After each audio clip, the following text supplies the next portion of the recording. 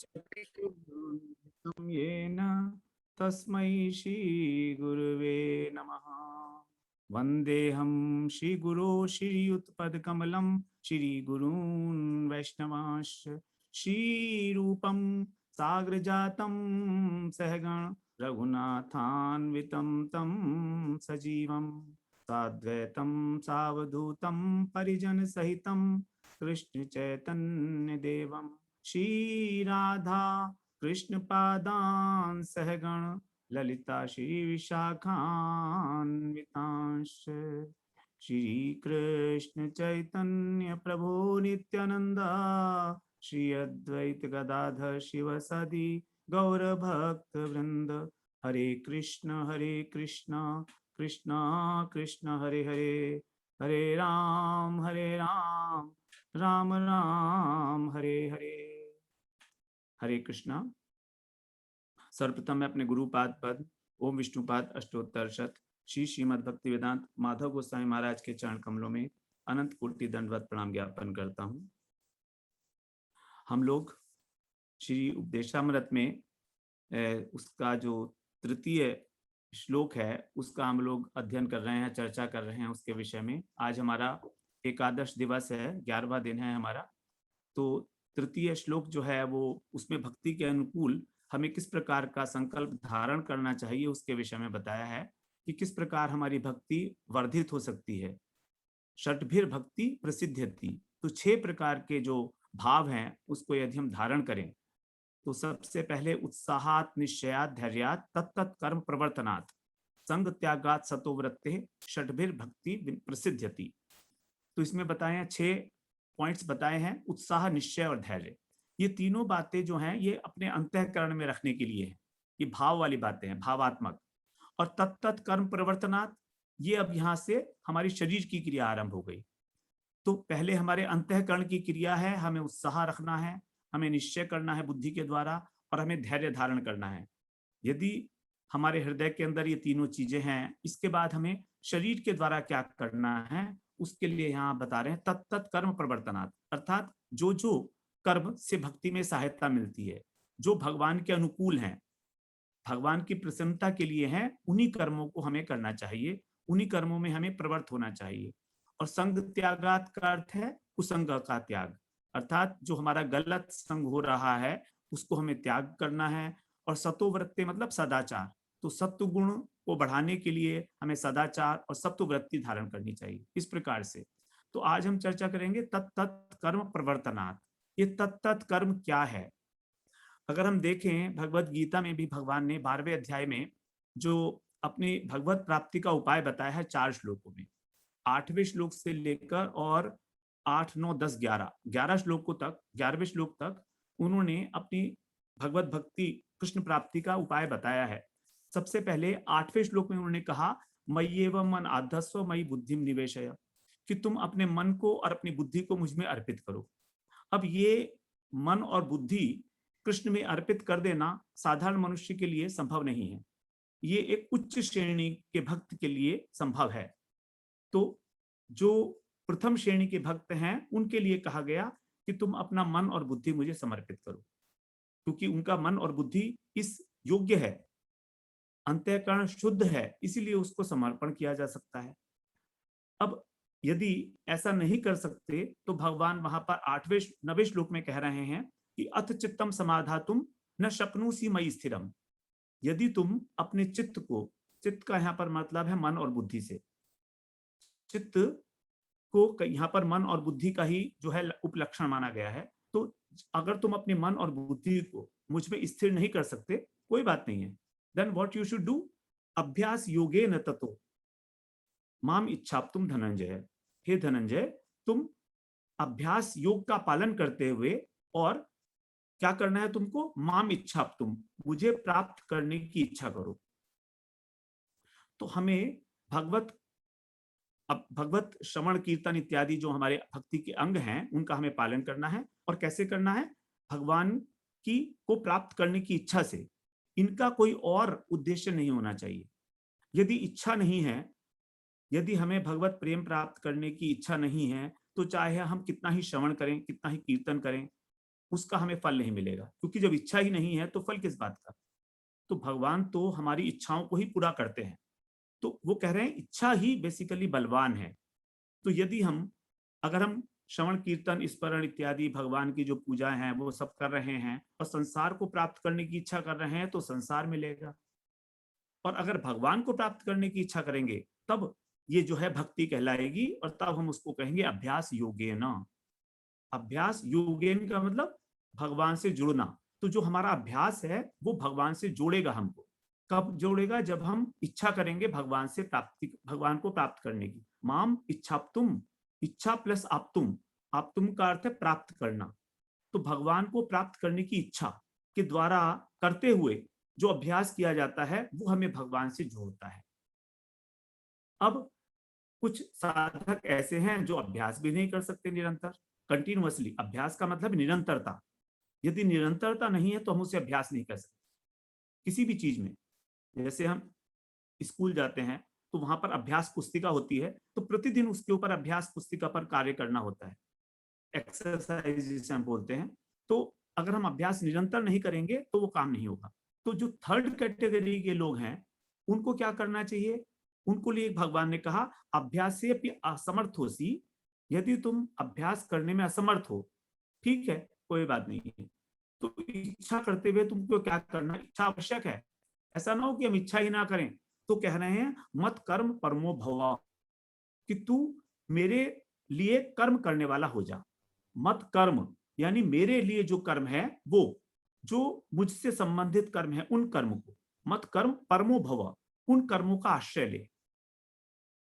परम का अर्थ है परायण हो जाना, आश्रय ले लेना उन कर्मों का। और मदर्थम अपि कर्माणि, यदि तुम मेरी प्रसन्नता के लिए, अर्थ माने यहां पर प्रसन्नता, यदि तुम मेरे लिए, मेरी खुशी के लिए वो कार्य करोगे तब क्या होगा? कुर्वन् सिद्धिम अवाप्स्यसि, तुमको सिद्धि प्राप्त हो जाएगी। तो ये जो तीसरी श्रेणी के भक्त हैं जिनका मन नहीं लगता भगवान के नाम लेने में निरंतर रूप से, उनके लिए कहा गया है कि तुम मेरे लिए ही कर्म करो, मेरी प्रसन्नता के लिए करो। और यही बात जो है यहाँ पर रूप गोस्वामी कह रहे हैं, तत्त कर्म प्रवर्तनात्, उस कार्य के अंदर तुम अपने को समायोजित करो। अब वो कर्म कौन से हैं हम अभी उसके विषय में चर्चा करेंगे। तो यहाँ पर जब हम भगवान के लिए कर्म कर रहे हैं तो हमारे पास जितनी भी समझ है, हमारे पास जितना भी सामर्थ्य है, हमारे पास जितनी भी सामग्री है और जितना समय है, हमारे पास ये चार वस्तुएं हैं। हमारी समझ, हमारे पास जो सामग्री है, उपकरण, संसार के अंदर जितनी भी वस्तुएं हैं, हमारे पास जो समय है, और हमारे पास जितनी सामर्थ्य है हमारी बुद्धि के अंदर, उसके अनुसार उसको सारा का सारा भगवान में झोंक देना है। यही होगा तत्वत कर्म प्रवर्तनात्। उस सब के साथ हम भगवान के जो कार्य, जो भी हम आगे चर्चा करेंगे, उनमें लगा देनी है वो चीज। तो इस प्रकार से हमें इस बात को समझना चाहिए कि भगवान के लिए जो कार्य किया जा रहा है उसके अंदर, अब यहां पर कह रहे हैं वो कि श्रीमद् भागवत पुराण में भगवान ने, कृष्ण ने उद्धव जी को उपदेश दिया, और उद्धव जी को जो अर्जुन को यहाँ पर उपदेश दिया उसी को भगवान ने वहां पर एक्सपेंड किया है, विस्तार से बताया है कि तुम्हें मुझे करना क्या है, तुमको मेरे लिए। तो वहां पर भगवान ने जो बात बताई है वो 11वें स्कंध में, उद्धव गीता जिसे हम बोलते हैं, 11वें स्कंध के 19वें अध्याय में और 20 से लेके 24 श्लोक, 4 श्लोकों में वो बात बड़ी स्पष्ट रूप से भगवान ने बताई है। तो भगवान कहते हैं वहां पर कि देखो, तुम सबसे पहले मेरी कथा में श्रद्धा करो, मेरी लीला कथा के प्रति, भगवान का नाम, भगवान का रूप, भगवान की लीलाएं, क्योंकि श्रद्धा सबसे आवश्यक है। बिना श्रद्धा के तो हम कोई काम करेंगे नहीं। तो जब श्रद्धा हो गई तब तुम उसका श्रवण करो। तो श्रवण भक्ति सबसे पहले बताई गई है। और नवधा भक्ति में हम जानते ही हैं श्रवण सबसे पहले है। उसके बाद जब अगर हम ज्ञान योग को समझें तो वहां पर भी श्रवण सबसे पहले है, श्रवण मनन निधिध्यासन।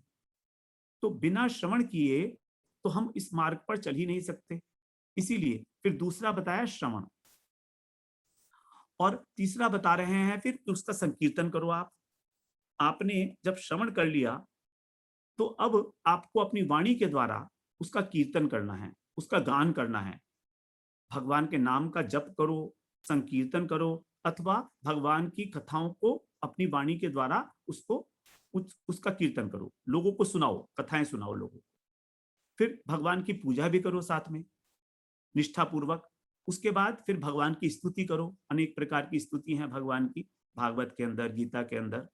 तो हम लोग भी इसी प्रसंग में देखिए, इसी बात का आश्रय लेते हुए स्तोत्रों के द्वारा भगवान की स्तुति हम लोग जो है अपने श्रीमद् भगवद गीता पाठ जो हमारा ग्रुप है, उसमें हम लोग जो है 18 मार्च से श्रीमद् भागवत पुराण में जो अनेक अनेक स्तुतियां हैं भगवान की, उन सब का हम लोग उच्चारण करेंगे संस्कृत में, मूल संस्कृत में, इसी बात का आश्रय लेकर।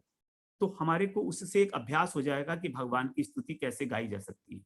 यद्यपि हमारी संस्कृत इतनी अच्छी नहीं है बोलने में, लेकिन फिर भी हम प्रयास करेंगे सब मिलकर कि उसके अंदर हम लोग उच्चारण को ठीक प्रकार से बोल पाए। तो उसके लिए एक व्यवस्था हम लोगों ने वहां पर की है, श्रीमद् भागवत पाठ। उसको हम फिर उसका नाम बदल देंगे, गीता पाठ से हम भागवत का कर देंगे स्तुति का। और उस प्रकार से हम लोग जितनी स्तुति हैं भागवत के अंदर, लगभग 50 से भी अधिक स्तुति होंगी, तो जितनी भी संभव हो पाएगा वो सब स्तुति हम लोग गान करेंगे। उसके बाद फिर प्राणियों का भगवान के साथ संबंध मानना, सभी लोग भगवान के अंश हैं इस बात को स्वीकार करना, सबके प्रति दया भाव रखना, सबके प्रति सौहार्द बंधुत्व की भावना, और सभी लौकिक चेष्टाओं को भगवान की प्रसन्नता के लिए करना। ये ब्रॉडली भगवान ने एक आउटलाइन दी उद्धव जी को कि इस प्रकार से तुम यदि करोगे तो तुम्हारे को मेरे से प्रेम हो जाएगा, धीरे धीरे धीरे धीरे होगा। तो निरंतर जब तुम ये करते रहोगे, स्तुति पाठ करोगे और सभी प्राणियों के अंदर मेरा दर्शन करोगे, तब तुमको ऐसा होगा। तो फिर कह रहे हैं यदि हमें भगवान से भक्ति प्राप्त हो जाएगी, आगे भगवान ने उसमें कहा है आगे कि अगर भक्ति प्राप्त हो गई भगवान की, भगवान कह रहे हैं कि यदि तुम्हें मेरी भक्ति प्राप्त हो जाएगी तो फिर अन्य किसी वस्तु की तुम्हें कोई आवश्यकता भी नहीं होगी। प्राप्तव्य जो भी था, जो सबसे हाईएस्ट लेवल का प्राप्तव्य, प्राप्तव्य का मतलब है प्राप्त करने योग्य वस्तु, तो इस जगत में कृष्ण प्रेम के अतिरिक्त और कुछ भी सर्वश्रेष्ठ प्राप्तव्य नहीं हो सकता, क्योंकि उसको प्राप्त करने के बाद फिर सब कुछ प्राप्त हो जाता है, कुछ भी शेष नहीं रहता है संसार। क्योंकि हम संसार के पदार्थों को प्राप्त करना चाहते हैं आनंद की खोज में, हम आनंद प्राप्त करना चाहते हैं, इसलिए अब भगवान की प्राप्ति हो जाए, कृष्ण की प्राप्ति हो जाए, प्रेम की प्राप्ति हो जाए, तो फिर आनंद की पराकाष्ठा को हम प्राप्त हो जाते हैं। इस प्रकार से भगवान ने कहा है कि हमारी जो इस प्रकार से यदि सेवा की जाएगी तो आपको कृष्ण प्रेम की प्राप्ति होगी। अगली स्लाइड प्रभु जी चला दीजिए। अब यहाँ पर रूप गोस्वामी ने इन्हीं 4 श्लोकों का आश्रय लेकर और 64 प्रकार के भक्ति के अंग जो हैं वो बनाए हैं। श्री रूप गोस्वामी पाद ने भक्ति रसामृत सिंधु, उनका एक बहुत उच्च कोटि का ग्रंथ है, उसका नाम है श्री भक्ति रसामृत सिंधु, भक्ति रस का अमृत और उसका सागर। तो उसके अंदर बहुत सारी बातें उन्होंने दी हैं, तो उसमें 64 प्रकार के भक्ति के अंग उन्होंने बताए हैं इन्हीं 4 श्लोकों का आश्रय लेते हुए। और इसी के अंदर से फिर एक जो तत्त कर्म प्रवर्तनात् है, उसी को हम लोग 64 अंगों के माध्यम से श्रवण करेंगे। तो सबसे पहला 10 अंग जो हैं, उस 64 अंगों में पहले जो 10 अंग हैं उसमें बता रहे हैं अन्वय रीति के साथ जिसे हमें पालन करना चाहिए। अन्वय रीति का मतलब है डायरेक्ट, जो कहा गया उस हिसाब से, विधि, क्योंकि उपदेश शास्त्रों के 2 प्रकार के, विधि और निषेध। विधि का मतलब है अन्वय और निषेध का मतलब है व्यतिरेक। तो क्या करना है ये तो हो गई विधि, ये हो गया अन्वय, और क्या नहीं करना है ये हो गया व्यतिरेक रीति। तो अभी हम पहले 10 जो पॉइंट्स हैं वो है अन्वय रीति के साथ कि हमें क्या करना चाहिए। और इन 10 को यदि हम समझें तो यदि हम इन 10 का पालन नहीं करते हैं तो हमारा भक्ति राज्य में प्रवेश नहीं है। इसीलिए इन 10 पॉइंट्स को कहा गया दे आर द गेटवेज, प्रवेश द्वार हैं भक्ति मार्ग में प्रवेश करने। जैसे एक महल होता है, उसका एक प्रवेश द्वार होता है, तो ऐसी भक्ति महारानी का जो महल है, उस महल में प्रवेश करने के लिए जो एंट्रेंस गेट है वो है ये 10 पॉइंट्स। तो हम लोग इसके विषय में श्रवण करते हैं। सबसे पहला पॉइंट है गुरु पदाश्रय, गुरु का आश्रय लेना। क्योंकि चाहे इस लौकिक जगत में हो, चाहे परमार्थिक जगत में हो, गुरु के बिना हम लोग भी किसी भी विद्या को ग्रहण नहीं कर सकते अपने आप से। यदि ऐसा होता तो सभी लोग किताबें पढ़कर पंडित बन जाते, लेकिन फिर भी सब बच्चे स्टार्टिंग से स्कूल जाते हैं। बच्चों की सबसे पहली जो गुरु होती है वो माता होती है, वही उसको सिखाती है सब कुछ। और फिर यदि बच्चा केवल किताब पढ़ के ही सब कुछ सीख जाता तो फिर स्कूल कॉलेजेस की आवश्यकता नहीं थी। इसीलिए यहाँ पर गुरु का प्रावधान है। चाहे जगत भौतिक जगत की विद्या हो, चाहे परमार्थिक जगत की विद्या हो, बिना गुरु के संभव ही नहीं कि वो हम उसमें प्रवेश कर पाए। तो गुरु के चरणों का आश्रय ले लेना, ये सबसे पहली हमारी कंडीशन हो गई। अब गुरु के चरणों में आश्रय लेने के लिए पहले बताया है, रामचरितमानस में भी यही बात कही गई है, गुरु बिन भवनिधि तरहि न कोई, जो विरंच शंकर सम होई। विरंची का मतलब ब्रह्मा जी, चाहे ब्रह्मा जी हो चाहे शंकर जी हो, वो भी इस भवनिधि को पार नहीं कर सकते गुरु के बिना। तो फिर हमारी तो बात ही क्या है, हमारी किस बात में गिनती आती है, कहीं भी किसी प्रकार से नहीं। और किवा विप्र किवा न्यासी शूद्र के ने नए, जय कृष्ण तत्ववेता से ही गुरु है। यहाँ पर गुरु का मतलब ब्राह्मण होना नहीं है या कोई सन्यासी हो, ऐसा कुछ नहीं है। चाहे ब्राह्मण हो, चाहे सन्यासी हो, चाहे शूद्र हो, देखिए वर्ण का यहाँ पर कोई लिमिटेशन नहीं है, किसी भी वर्ण का हो, ब्राह्मण, क्षत्रिय, वैश्य और शूद्र। आश्रम उसका कोई भी हो, चाहे वो सन्यासी हो, चाहे वो गृहस्थ हो, चाहे वो वानप्रस्थ हो, चाहे वो ब्रह्मचर्य, कोई भी उसका आश्रम हो, इससे कोई फर्क नहीं पड़ता। शूद्र के ने चाहे वो शूद्र ही क्यों ना हो, तो भी यदि वो कृष्ण तत्व वेत्ता है, कृष्ण के तत्व को जानने वाला है, तो से ही गुरु है, वही गुरु है हमारा। गुरु के लक्षण हम लोग भगवत गीता में श्रवण कराए हैं, चतुर्थ अध्याय के 34वें श्लोक में, तत्विधि प्रणिपातेन परिप्रश्नेन सेवया उपदेक्ष्यन्ति ते ज्ञानम ज्ञानिनः तत्त्वदर्शिनः। गुरु के दो लक्षण हैं, स्वरूप लक्षण है गुरु का कि उसको भगवान के साथ ब्रह्मनिष्ठ है, वो उसको भगवत तत्व की अनुभूति है, ये आवश्यक है लक्षण होना। यदि ये लक्षण नहीं है तो तटस्थ लक्षण काम नहीं करेंगे। और तटस्थ लक्षण है कि वो शास्त्रों का पारंगत हो, सभी शास्त्रों का ज्ञान हो। ये दोनों ही बातें इंपॉर्टेंट इसलिए हैं क्योंकि यदि मान लीजिए गुरु शास्त्रों का ज्ञाता नहीं है, तो यदि साधक उसका शिष्य को उससे प्रश्न पूछेगा तो वो उनका शास्त्र सम्मत उत्तर नहीं दे पाएगा, उसकी शंका का समाधान नहीं कर पाएगा। और ऐसी स्थिति में उस शिष्य की गुरु के प्रति श्रद्धा जो है डामाडोल हो जाएगी, डगमगा जाएगी, तो उसकी श्रद्धा का रक्षा नहीं कर पाएगा वो। दूसरी बात, यदि उसको कृष्ण की अनुभूति नहीं है तो वो उसके ऊपर कृपा नहीं कर सकता, क्योंकि भगवत अनुभूति, भगवत प्रेम की प्राप्ति साधन साध्य न होकर कृपा साध्य है। तो जिसे भगवत तत्व की अनुभूति है वही कृपा करने में सक्षम है और वही हमारा गुरु होने के योग्य है। तो गुरु तत्व की हम यहाँ पर विशेष चर्चा नहीं करेंगे, अनेकों बार हमने की है श्रीमद् भगवत गीता पाठशाला में भी। चौथे अध्याय का 34वां श्लोक है, हम वहां पर जाकर उसको श्रवण कर सकते हैं, उसको कभी चाहें तो इस प्रकार से हमें गुरु पदाश्रय आवश्यक है। दूसरा, फिर श्री कृष्ण दीक्षा और शिक्षा। जब गुरु का हमने आश्रय लिया तो वो दीक्षा देंगे हमको और फिर हमारी शिक्षा होगी। तो शिक्षा गुरु हमारे अनेक हो सकते हैं और दीक्षा गुरु एक होता है। दो प्रकार के गुरु, दीक्षा और शिक्षा। तो दीक्षा जो देते हैं, मंत्र जो देते हैं, तो जो मंत्र देते हैं गुरु, वो हमारा कृष्ण से संबंध स्थापित कर देते हैं। वो कहते हैं कि देखो अब कृष्ण से तुम्हारा संबंध हो गया है, अब तुम इस प्रकार के मंत्र का जाप करोगे। और शिक्षा गुरु जो हैं वो अब उस पद्धति को, भजन पद्धति को हमें बताते हैं कि भजन किस प्रकार से करना चाहिए, किस बात की हमें सावधानी रखनी चाहिए। तो जो हमें भजन में प्रतिष्ठित करते हैं वो है शिक्षा गुरु।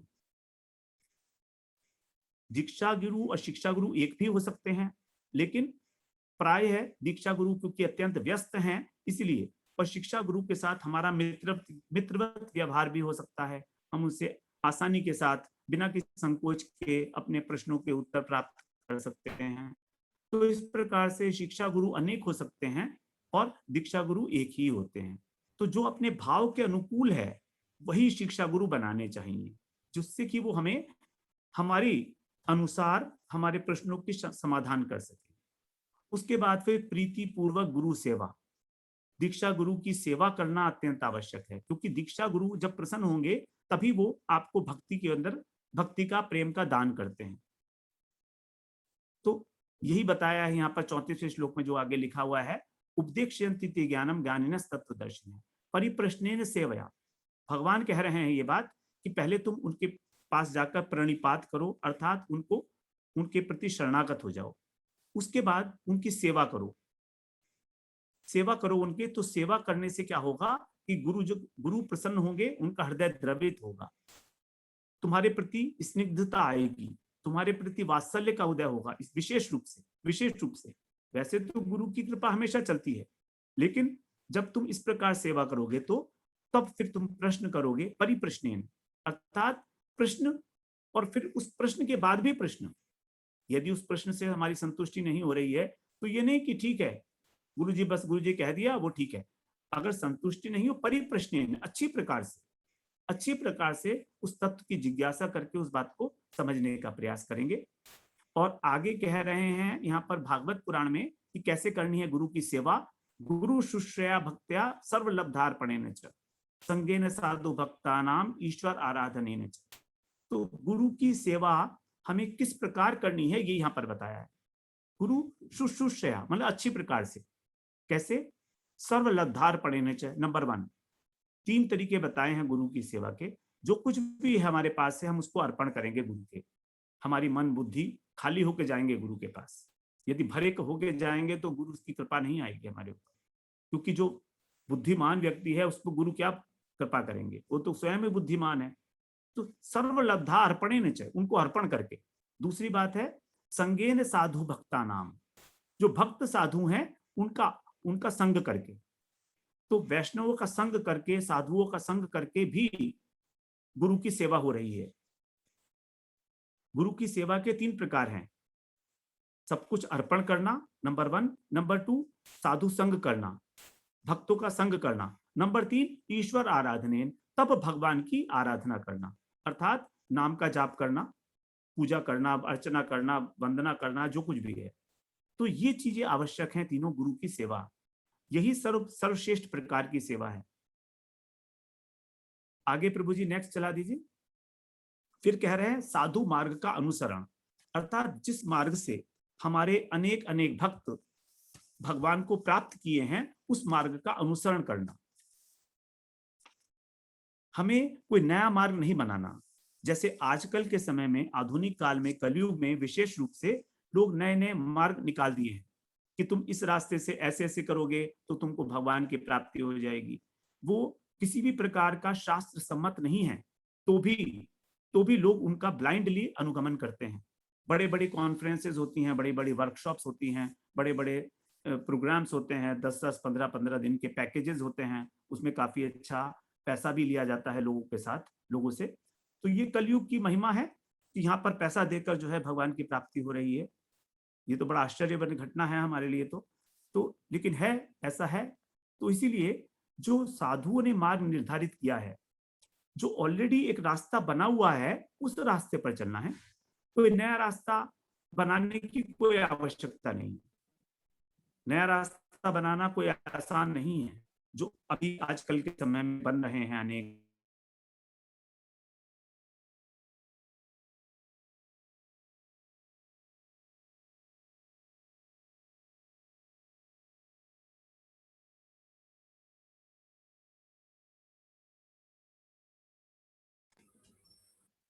हमारा कल्याण से नहीं होने वाला किसी भी प्रकार से। इसीलिए कहा गया महाजनों येन गता स पंथा, जिस रास्ते से महाजन लोग गए हैं वही हमारे लिए रास्ता है, उन्हीं का अनुगमन करना है। और तभी हमारे अंदर जो है दृढ़ता आती है। जैसे सनातन गोस्वामी पाद हैं, हमारे रूप गोस्वामी हैं, रघुनाथ दास गोस्वामी हैं, हरिदास ठाकुर हैं। जब हम इनके पथ का अनुसरण करते हैं दृढ़ता पूर्वक, विश्वास पूर्वक कि जो उन्होंने बताया है वो बिल्कुल सत्य है, तब हमको एक विशेष प्रकार की, हमको एक आनंद की उपलब्धि भी होगी साथ साथ। और यदि हम अपना मार्ग लगाते हैं श्रुति स्मृति पुराण आदि पंचरात्र विधि बिना, ना हमने किसी प्रकार की विधि का पालन किया जो इस नारद पंचरात्र में लिखी गई है, पुराणों में लिखी गई है, और एकांती की हरे भक्ति, भगवान की भक्ति कर रहे हैं हम अकेले अकेले में किसी और मार्ग से, उत्पाता एव कल्पते, वो केवल उत्पात का कारण बनेगी, अर्थात हमको भ्रष्ट ही करेगी कहीं ना कहीं ले जाकर। माया का जो प्रकोप है वो इतना अधिक है कि माया किसी ना किसी प्रकार हमको उलझा लेगी इस संसार के अंदर, यदि हम महाजनों के पथ का अनुसरण नहीं करते हैं तो। फिर अगला कह रहे हैं सद्धर्म जिज्ञासा, कि शुद्ध भक्ति क्या है इसको जानना अत्यंत आवश्यक है। ब्रह्म सूत्र का जो महर्षि वेदव्यास के द्वारा लिखा गया है उसमें सबसे पहला सूत्र है अथातो ब्रह्म जिज्ञासा। अथ अतः, इसका अर्थ है कि कम से कम अब, अतः इसलिए, कम से कम आज और अब तो आप ब्रह्म के विषय में जिज्ञासा करो। किसके बाद? इसलिए आया ना अथा तो इसलिए, किस लिए? क्योंकि अब तुम संसार, ये बात समझ गए हो कि संसार के अंदर सुख नहीं है, इस संसार के अंदर जो भी दिख रहा है वो केवल सुख का आभास मात्र है। तो जब हम इस बात को समझ लेंगे कि इस संसार के सभी सुख क्षणभंगुर हैं, वे हमारे साथ नित्य रहने वाले नहीं हैं, हम अपनी मृत्यु के समय यहां से कुछ भी वस्तु परलोक में नहीं ले जा सकते। हमें जब ये अनुभव हो जाएगा कि ये संसार दुखालयम अशाश्वतम है, जिसे भगवान गीता में कई बार कहे आए हैं, उसके बाद ही ब्रह्म की जिज्ञासा होगी। तो ब्रह्म की जिज्ञासा का मतलब यहां पर जो प्रभुपाद जी कह रहे हैं, अन्याभिलाषिता शून्यम ज्ञान कर्मादि अनावृतम अनुकूल्यन कृष्णानुशीलनम भक्तिरुत्तम, ये शुद्ध भक्ति की परिभाषा है जो रूप गोस्वामी पाद ने दी है भक्ति रसामृत सिंधु में। यद्यपि भक्ति की अनेक परिभाषाएं हैं पहले से ही, लेकिन रूप गोस्वामी को यह विशेष रूप से परिभाषा देनी पड़ी क्योंकि यहां पर कृष्ण का अनुकूल्यन अनुशीलन कहा गया है। तो इस शुद्ध भक्ति के विषय में हम लोग यहाँ पर चर्चा नहीं करेंगे, केवल इतना कहेंगे कि जिसमें किसी भी प्रकार की अन्य अभिलाषता नहीं है, अर्थात भगवान से मांगते रहने की आदत नहीं है। अन्याभिलाषिता है यहाँ पर, अन्याभिलाषा शून्य नहीं है। अभिलाषा की जा सकती है भगवान से मांगने की, कृष्ण के अतिरिक्त भी कुछ मांगने की, लेकिन वंस इन ए वाइल, जब हमारे ऊपर प्राणों का संकट आ जाए, जैसे द्रौपदी जी ने पुकारा भगवान को, तो द्रौपदी जी ने जो भगवान को पुकारा था तो जब उनका चीरहरण था तो पुकारा था अपनी लज्जा का निवारण कराने के लिए, तो वो तो अन्याभिलाषा हो गया। लेकिन कभी कभी पुकारा, ऐसे नहीं कि हमेशा पुकारा। वनवास में थे, कितने कष्ट भोगे पांडवों ने, कभी भगवान को बुलाया नहीं, केवल एक बार बुलाया जब दुर्वासा जी आए थे बस, और बाकी तो कभी नहीं बुलाया भगवान को। तो मांगने की आदत ना होना, अन्याभिलाषिता का मतलब है भाववाचक संज्ञा, भाववाचक संज्ञा जैसे दुष्टता, इस प्रकार से। तो अन्याभिलाषिता शून्यम ज्ञान कर्मादि अनावृतम, जो ज्ञान और कर्म से अनावृत है अर्थात ढकी हुई नहीं है, यहां पर शून्य नहीं कहा, अर्थात प्रारंभिक अवस्था में भक्ति में ज्ञान भी आवश्यक है और कर्म भी आवश्यक है। जानना होगा हमें कि हम कौन है, भगवान कौन है, ये ज्ञान है, और कर्म भी करना होगा भगवान की प्रसन्नता के लिए, जिसके हम यहाँ पर चर्चा कर रहे हैं, तत्त कर्म प्रवर्तनात्। तो उससे शून्य नहीं है, अनावृत है, अर्थात ये जो ज्ञान है वो ज्ञान नहीं है जो निर्विशेष ब्रह्म ज्ञान है, कि जहां पर भगवान के साथ एक हो जाने की इच्छा है, ब्रह्म के साथ अहम ब्रह्मस्मि वाला ज्ञान नहीं है। और दूसरा, कर्म वो नहीं है जो हम काम्य कर्म, जो हम अपनी इंद्रियों की पूर्ति के लिए कर रहे हैं। तो इस प्रकार से इसे समझेंगे। और आनुकूल्यन कृष्णानुशीलनम, अनुकूल भाव से कृष्ण का अनुशीलन करना, अनुशीलन का मतलब चेष्टाएं करना। तो कृष्ण के प्रति अनुकूलता, जो उनको रुचिकर है और जो उनके लिए हितकारी है। अनुकूल का अर्थ यह है कि कृष्ण को रुचिकर है तो भी यदि उनके हित में नहीं है तो कार्य नहीं करना है। तो इस प्रकार से जब कृष्ण का अनुशीलन किया जाएगा अनुकूल भाव से, तब हम उसको कहते हैं भक्ति उत्तमा, उत्तम भक्ति। अगला प्रभु जी छठा, कृष्ण के लिए भोग विलास का त्याग। तो ये तो हो ही जाएगा जब हम कृष्ण के लिए सब कर रहे हैं। जैसे जैसे जब हम भगवान को प्रसाद भोग लगा के और प्रसाद ग्रहण करेंगे तो हमारा जो भोग करने की इच्छा है वो धीरे धीरे हमारी कम हो जाएगी। इंद्रियों के अंदर जो है हमारी जो लालसा है वो कम हो जाएगी, क्योंकि प्रसाद लेंगे हम। अब भगवान को भोग लगाकर जब लेना है तो फिर कंस्ट्रेंट हो गई ना। हर चीज तो भगवान को भोग लगाई नहीं जा सकती, और हमेशा तो भगवान को भोग लगाते नहीं रहेंगे सारे दिन। जो हम लोग कुछ ना कुछ खाते रहते हैं, चढ़ते रहते हैं, तो वो जो आदत है हमारी वो धीरे धीरे सीमित होती चली जाएगी। उसके बाद तीर्थ में निवास करना, तो 7 प्रकार की पुरियां हैं। अयोध्या, मथुरा, मायापुर, हरिद्वार जिसे बोलते हैं, काशी, कांची, कांचीपुरम और अवंतिका, उज्जैन और द्वारका। लेकिन इसमें भी मथुरापुरी जो है वही सर्वश्रेष्ठ है। मथुरा और वृंदावन का वास को ही सर्वश्रेष्ठ वास कहा गया है। यदि हम भगवान के धाम में निवास करते हैं तो भगवान की स्मृति रहेगी। यदि आप वृंदावन में हैं तो यहाँ पर आप अगर कृष्ण नाम ना सुनना चाहें, राधा नाम ना सुनना चाहें, तो भी आपको सुनाई देगा। आप अगर अपने घर से बाहर निकलेंगे तो रिक्शा वाला भी आपको राधे राधे ही कहेगा। घंटी तो बजाते नहीं है यहाँ पर, तो राधे राधे कह के ही जो है पुकारते हैं सबको, राधे राधे, हरे कृष्णा, जो भी है। तो इस प्रकार से निरंतर कृष्ण की स्मृति बनी रहेगी। यहाँ पर जितने भी लोग दिखाई देंगे धाम के अंदर, वो भगवान का भजन करते हुए दिखाई देंगे। सबके हाथ में माला झोली होगी, कंठी में तिलक तिलक होगा सर के ऊपर, तो भगवान की स्मृति रहेगी नेचुरली। आप चाहें चाहें या ना चाहें, कृष्ण की याद आपको आएगी ही आएगी। इसीलिए इसका एक महत्व है कि हमें धाम में निवास करना है। और यदि धाम में निवास नहीं कर सकते तो धाम का स्मरण करें, मन से निवास करें, जहां पर आते जाते रहें, परिक्रमा करें धाम की, गोवर्धन की परिक्रमा करें, वृंदावन की परिक्रमा करें। तो इस प्रकार से जो हमारे मन में जो स्मृति है वो और प्रगाढ़ होती चली जाएगी। तो हम यहाँ पर नहीं होते हुए भी, यदि हम धाम से बाहर भी हैं, तो अपने मन से हम धाम में निवास कर सकते हैं। इस प्रकार से मन से विचार करना चाहिए, मन से निवास करना चाहिए धाम में। फिर जीवन निर्वाह मात्र के लिए विषयों को ग्रहण करना, ये तो अपने आप हो ही जाएगा। जितना आवश्यक है, यथा योग्य उतना ही संग्रह करना है और उनका ही भोग करना है उनको। क्योंकि यदि हम आवश्यकता से अधिक संग्रह करते हैं और भोग करते हैं तो भक्ति जो है वो नहीं रह पाती है। भक्ति बेसिकली समझिए कि एक आवेश का नाम है। भक्ति ऐसा नहीं है, एक भाव का नाम है। ये भाव जो है हमेशा एक आवेश के रूप में होता है। तो यदि हमें कृष्ण के प्रति आवेश है तो हमारी भक्ति हो रही है, और अगर संसार के प्रति आवेश हो तो संसार का भक्ति हो रही है। तो आवेश यदि हमारा है कि हमारे पास ये भी हो, हमारे पास वो भी हो, तो हमारा वस्तुओं में आवेश होने के कारण, आसक्ति होने के कारण हम संसार में ही रहेंगे, भक्ति नहीं कर पाएंगे। तो इसीलिए जितना आवश्यक है उतना संतोष अत्यंत आवश्यक है भक्ति के अंदर। उसके आगे एकादशी और हरिवासर तिथि, जो रामनवमी है इत्यादि, रामनवमी, नरसिंह चतुर्दशी, कृष्ण जन्माष्टमी, इन सबको उपवास रखना, एकादशी का उपवास रखना है, आवश्यक है। क्योंकि एकादशी जो है भक्ति की जननी बताया गया है, भक्ति की माता है। भक्ति उत्पन्न होती है एकादशी करने से, और भगवान को अत्यंत प्रिय है एकादशी, भगवान से अभिन्न है, भगवान से ही उत्पन्न हुई है एकादशी।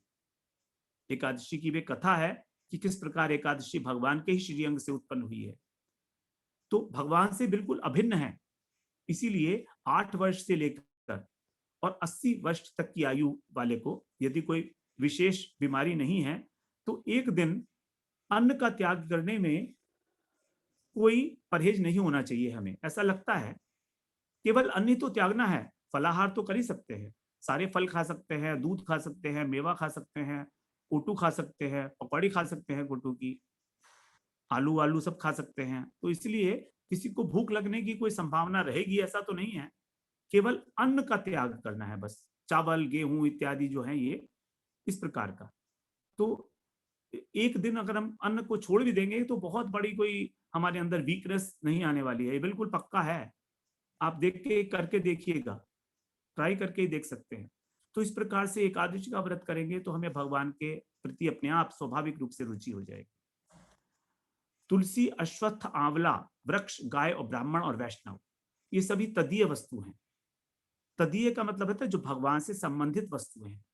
तो तुलसी तो भगवान की प्रिया ही है, तुलसी भगवान की प्रिया है, भगवान को अत्यंत प्रिय है।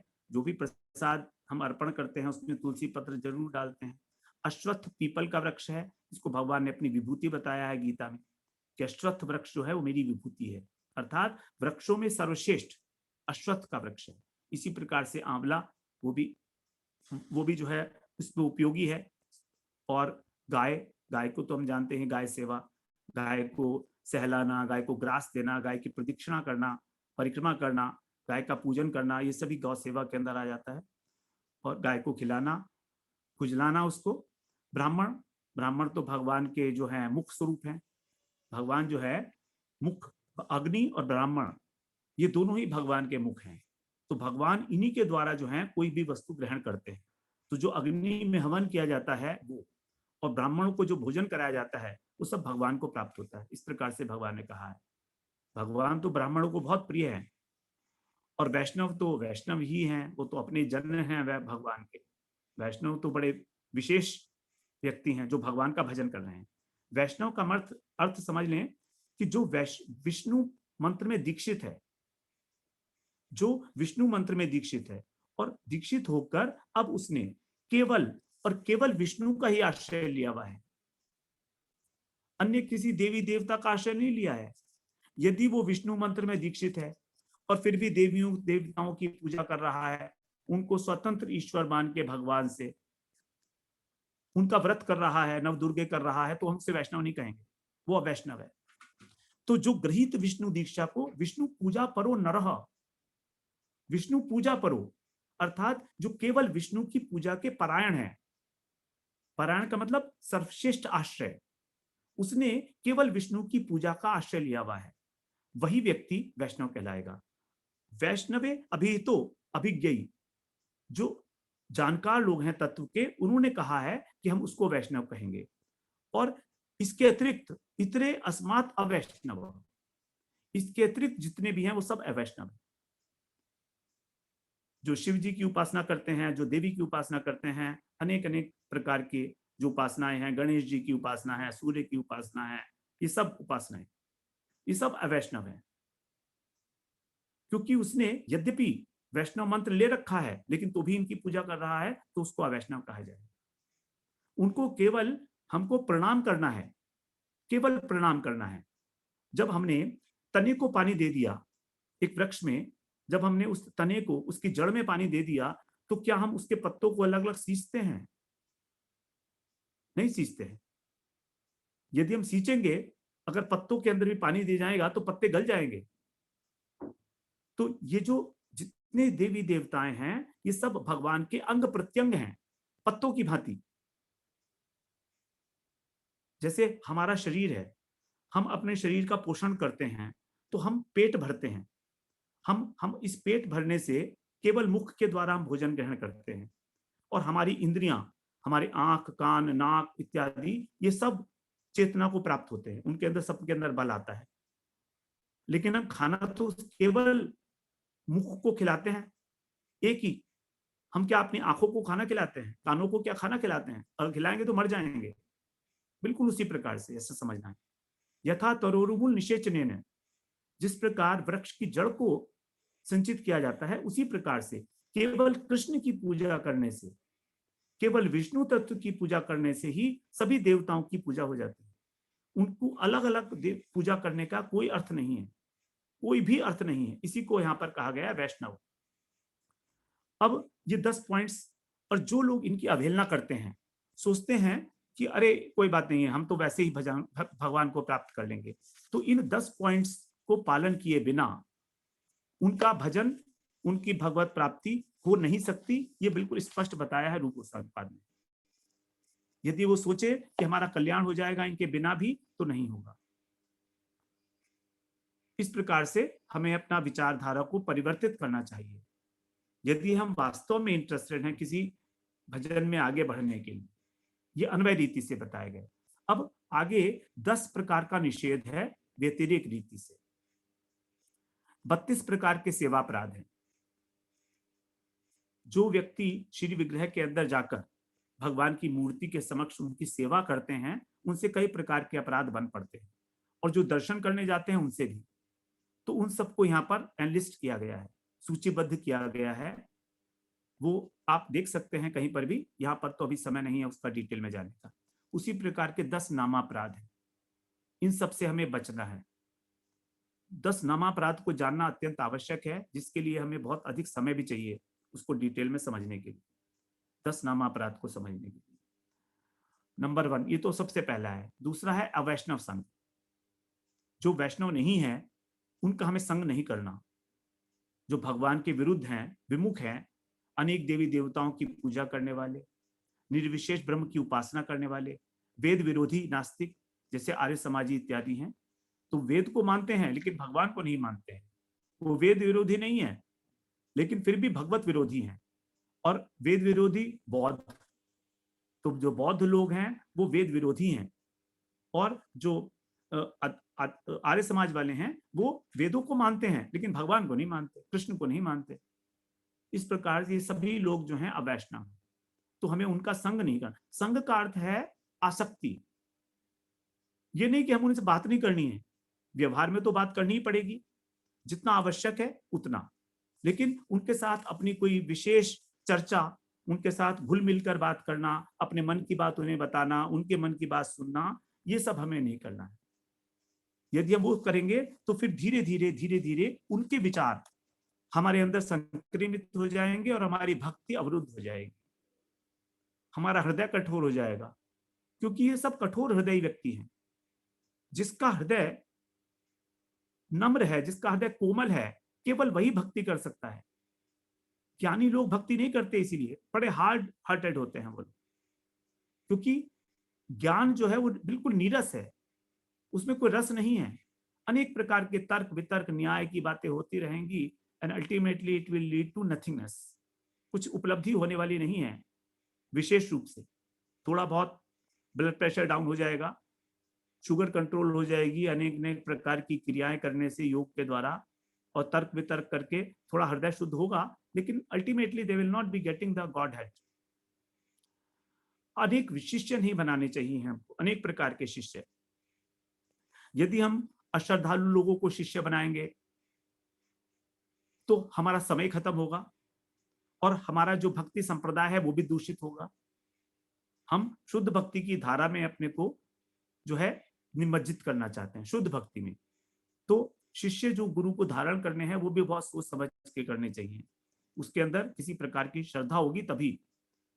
और अगर अनेक शिष्य हैं तो अनेक प्रकार से मन भी विचलित होने की संभावना रहती है। उसके बाद आडंबरपूर्ण उत्सव, बड़े बड़े लंबे लंबे चौड़े इंतजाम करना, मैसिव लेवल के ऊपर हजारों हजारों लाखों लाखों लोगों को बुला के और धर्म सम्मेलन कराना, कॉन्फ्रेंसेस करना, तो उसके अंदर क्या होगा कि कुछ लोग इस प्रकार के आएंगे जो हमारे विरोधी होंगे, और साथ ही साथ कुछ लोग इस प्रकार के भी होंगे जो अवैष्णव होंगे। तो उनका संग ना चाहते हुए भी करना पड़ेगा बड़े बड़े महोत्सव में, क्योंकि उसमें धन की भी अपेक्षा होती है, सहयोग की भी अपेक्षा होती है। तो लोगों के लिए रिक्वेस्ट भी करनी पड़ेगी उन लोगों से कि हमको ये जगह दे दो। पहले अलग अलग प्रकार की हमें जो प्रार्थनाएं करनी पड़ेंगी, लोगों के सामने जाके सर टेकना पड़ेगा, जो किसी भी प्रकार से विषयी लोग हैं। तो जितना बड़ा आडंबर होगा उतनी ही हमारी जो चित्तवृत्ति है वो अंतर्मुखी के बदले बहिर्मुखी होती चली जाएगी, और हमारा ध्यान केवल उस मैनेजमेंट में पड़ा रह जाएगा, मैनेजमेंट इश्यूज में ही। भक्ति जो है हृदय से वो निकल के बाहर भाग जाएगी। तो भाव नहीं प्रकट हो पाएंगे बड़े बड़े आडंबर करने से। एक छोटी सी गैदरिंग हो वो ज्यादा अच्छा है। उसके बाद अनेक ग्रंथों का आंशिक अध्ययन ना करें। हम लोग क्या करते हैं, आंशिक अध्ययन करते हैं बहुत सारे ग्रंथों का, उसको पढ़ा कुछ देर के लिए फिर छोड़ दिया, फिर पढ़ा फिर छोड़ दिया। यहाँ बड़ा स्पष्ट बताया है कि एक ग्रंथ पकड़ो केवल और उसी को अच्छी प्रकार से उसका अध्ययन करो। यदि हम एक ग्रंथ को पढ़ के उसका अध्ययन कर लिए तो फिर सारे ग्रंथों का पढ़ना हो गया, क्योंकि सभी ग्रंथों में मोरलेस एक ही बात बताई गई। उपदेश दो प्रकार के, विधि मूलक और निषेध मूलक।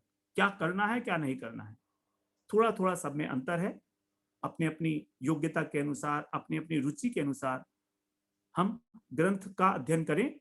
तो एक ग्रंथ के ऊपर हम लोग कम से कम अपना कमांड करें कि अब हमें थोड़ा थोड़ा समझ में आने लगा है। साथ साथ अनेक प्रकार के ग्रंथों का अध्ययन हमको जो है दिशा भ्रमित करेगा, और व्याख्या ना करें अनेक प्रकार से उसकी, अनेक अनेक ग्रंथों की। ये सब तर्क वितर्क को जन्म देता है। उसके बाद व्यवहार में कृपणता का त्याग, कंजूसी छोड़नी पड़ेगी व्यवहार के अंदर भी। हमारा हृदय जो है उदार होना चाहिए थोड़ा। किसी प्रकार से भी अननेसेसरी जो हम लोग अपने को रोक के रखते हैं, सोचते हैं कि ये सब जो है लूट रहे हैं हमको, इस प्रकार की विचारधारा जो रखते हैं, कृपणता जो रखते हैं, हमारा इतना नुकसान हो जाएगा, हमें इतना लाभ होगा, ये जो एक मेंटेलिटी है हमारी लाभ और हानि की, तो ये हमसे समर्पण नहीं करने देती है। हम समर्पण भी करते हैं तो सोचते हैं हमें लाभ क्या होगा, हमें क्या फायदा होगा। तो यहाँ पर जो है व्यवसायिक बुद्धि होने के कारण जो सिर्फ भौतिक स्तर पर सोचती रहती है, हमारे अंदर समता नहीं आ पाती बुद्धि में। तो लाभ और हानि जैसा भी हो, जब हमारी श्रद्धा है, जब हमें विश्वास है, तब हमें किसी प्रकार का व्यवहार में कृपणता का जो है हमको वो अभ्यास नहीं करना चाहिए उसका। उसके बाद शोक क्रोध, ये संसार में हमारा यदि कुछ लॉस हो जाए, धन संपत्ति पुत्र परिवार इत्यादि, तो बड़ा शोक होता है साधारण व्यक्ति को। बहुत समय समय तक, लंबे लंबे समय तक वो रोता रहता है, विषाद घेरे रहता है, उसको डिप्रेशन में चला जाता है।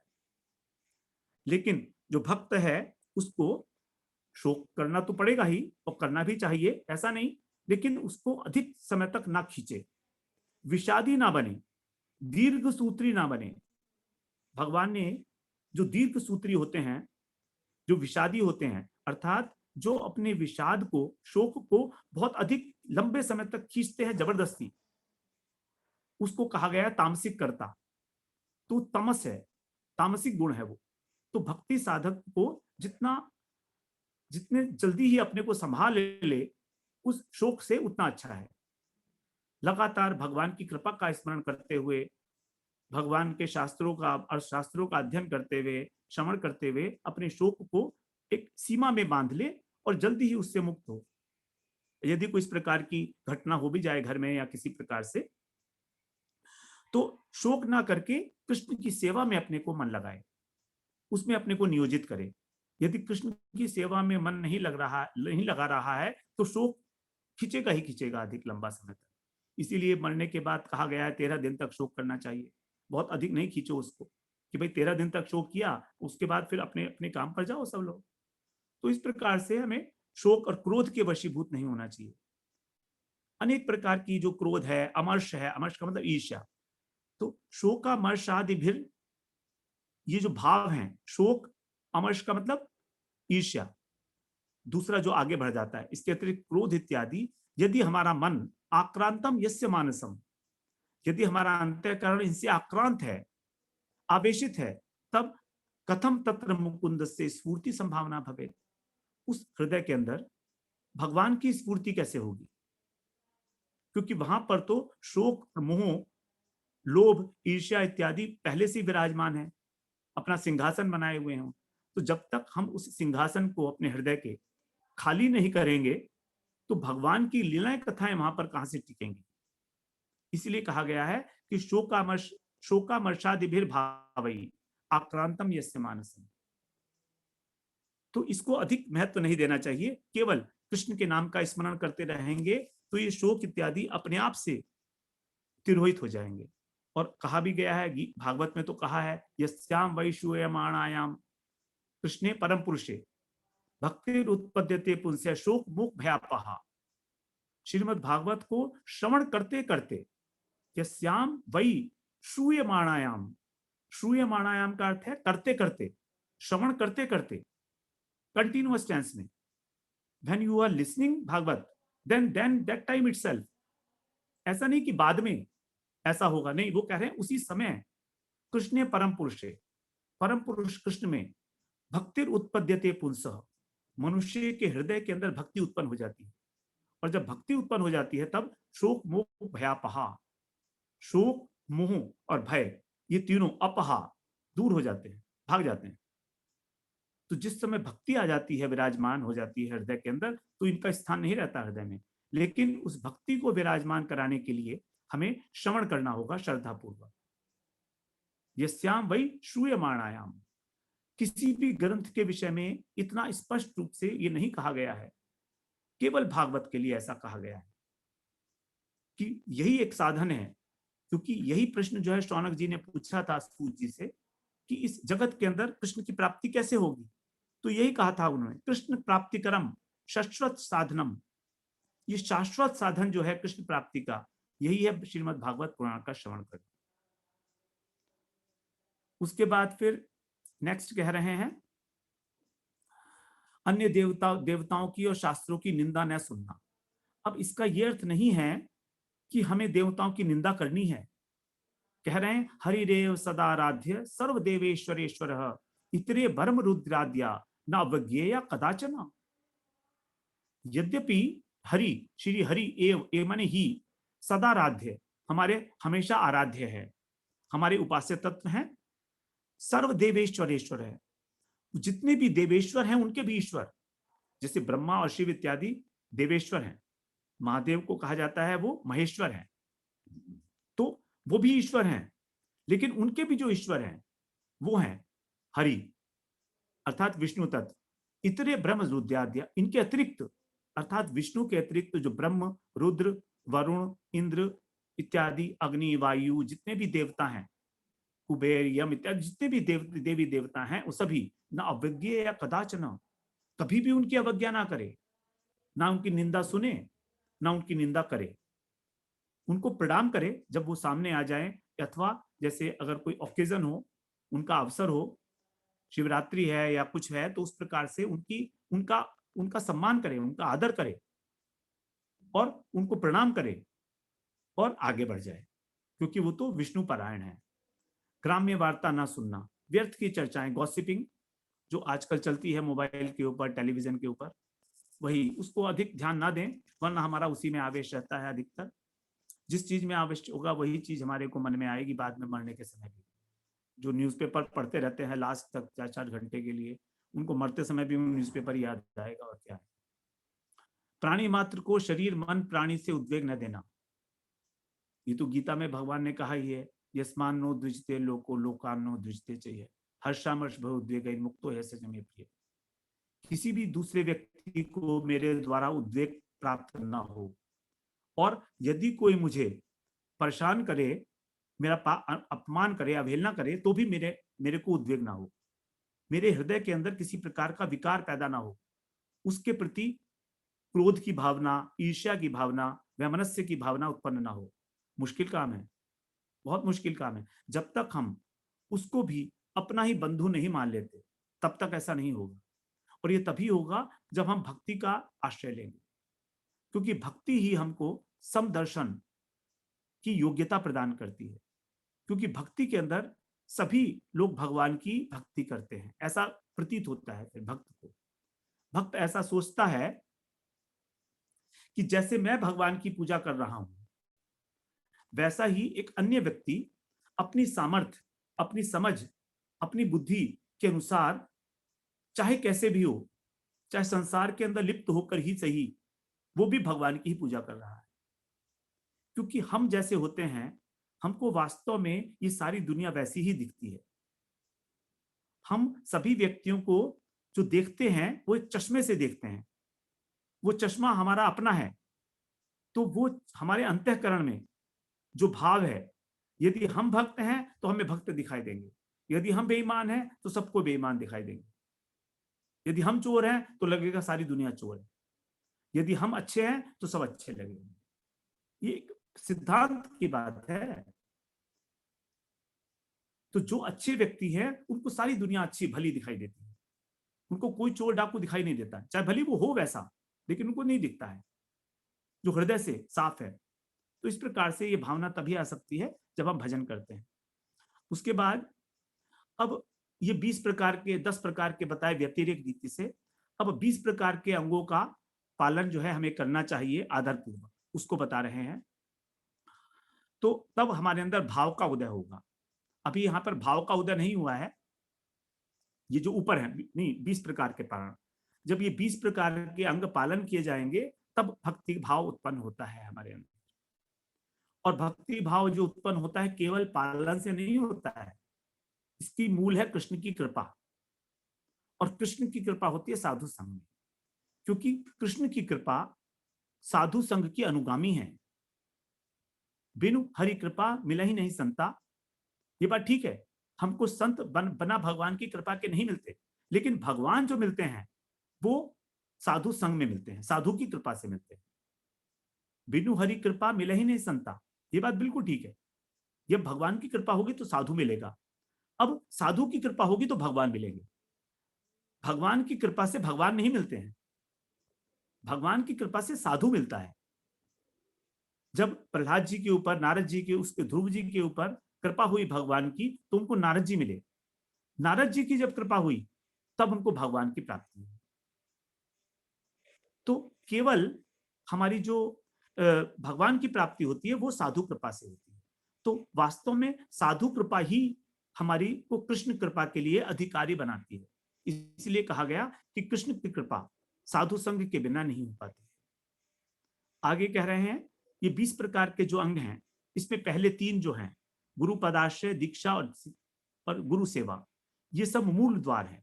इन तीनों के बिना तो बिल्कुल ही प्रवेश नहीं है।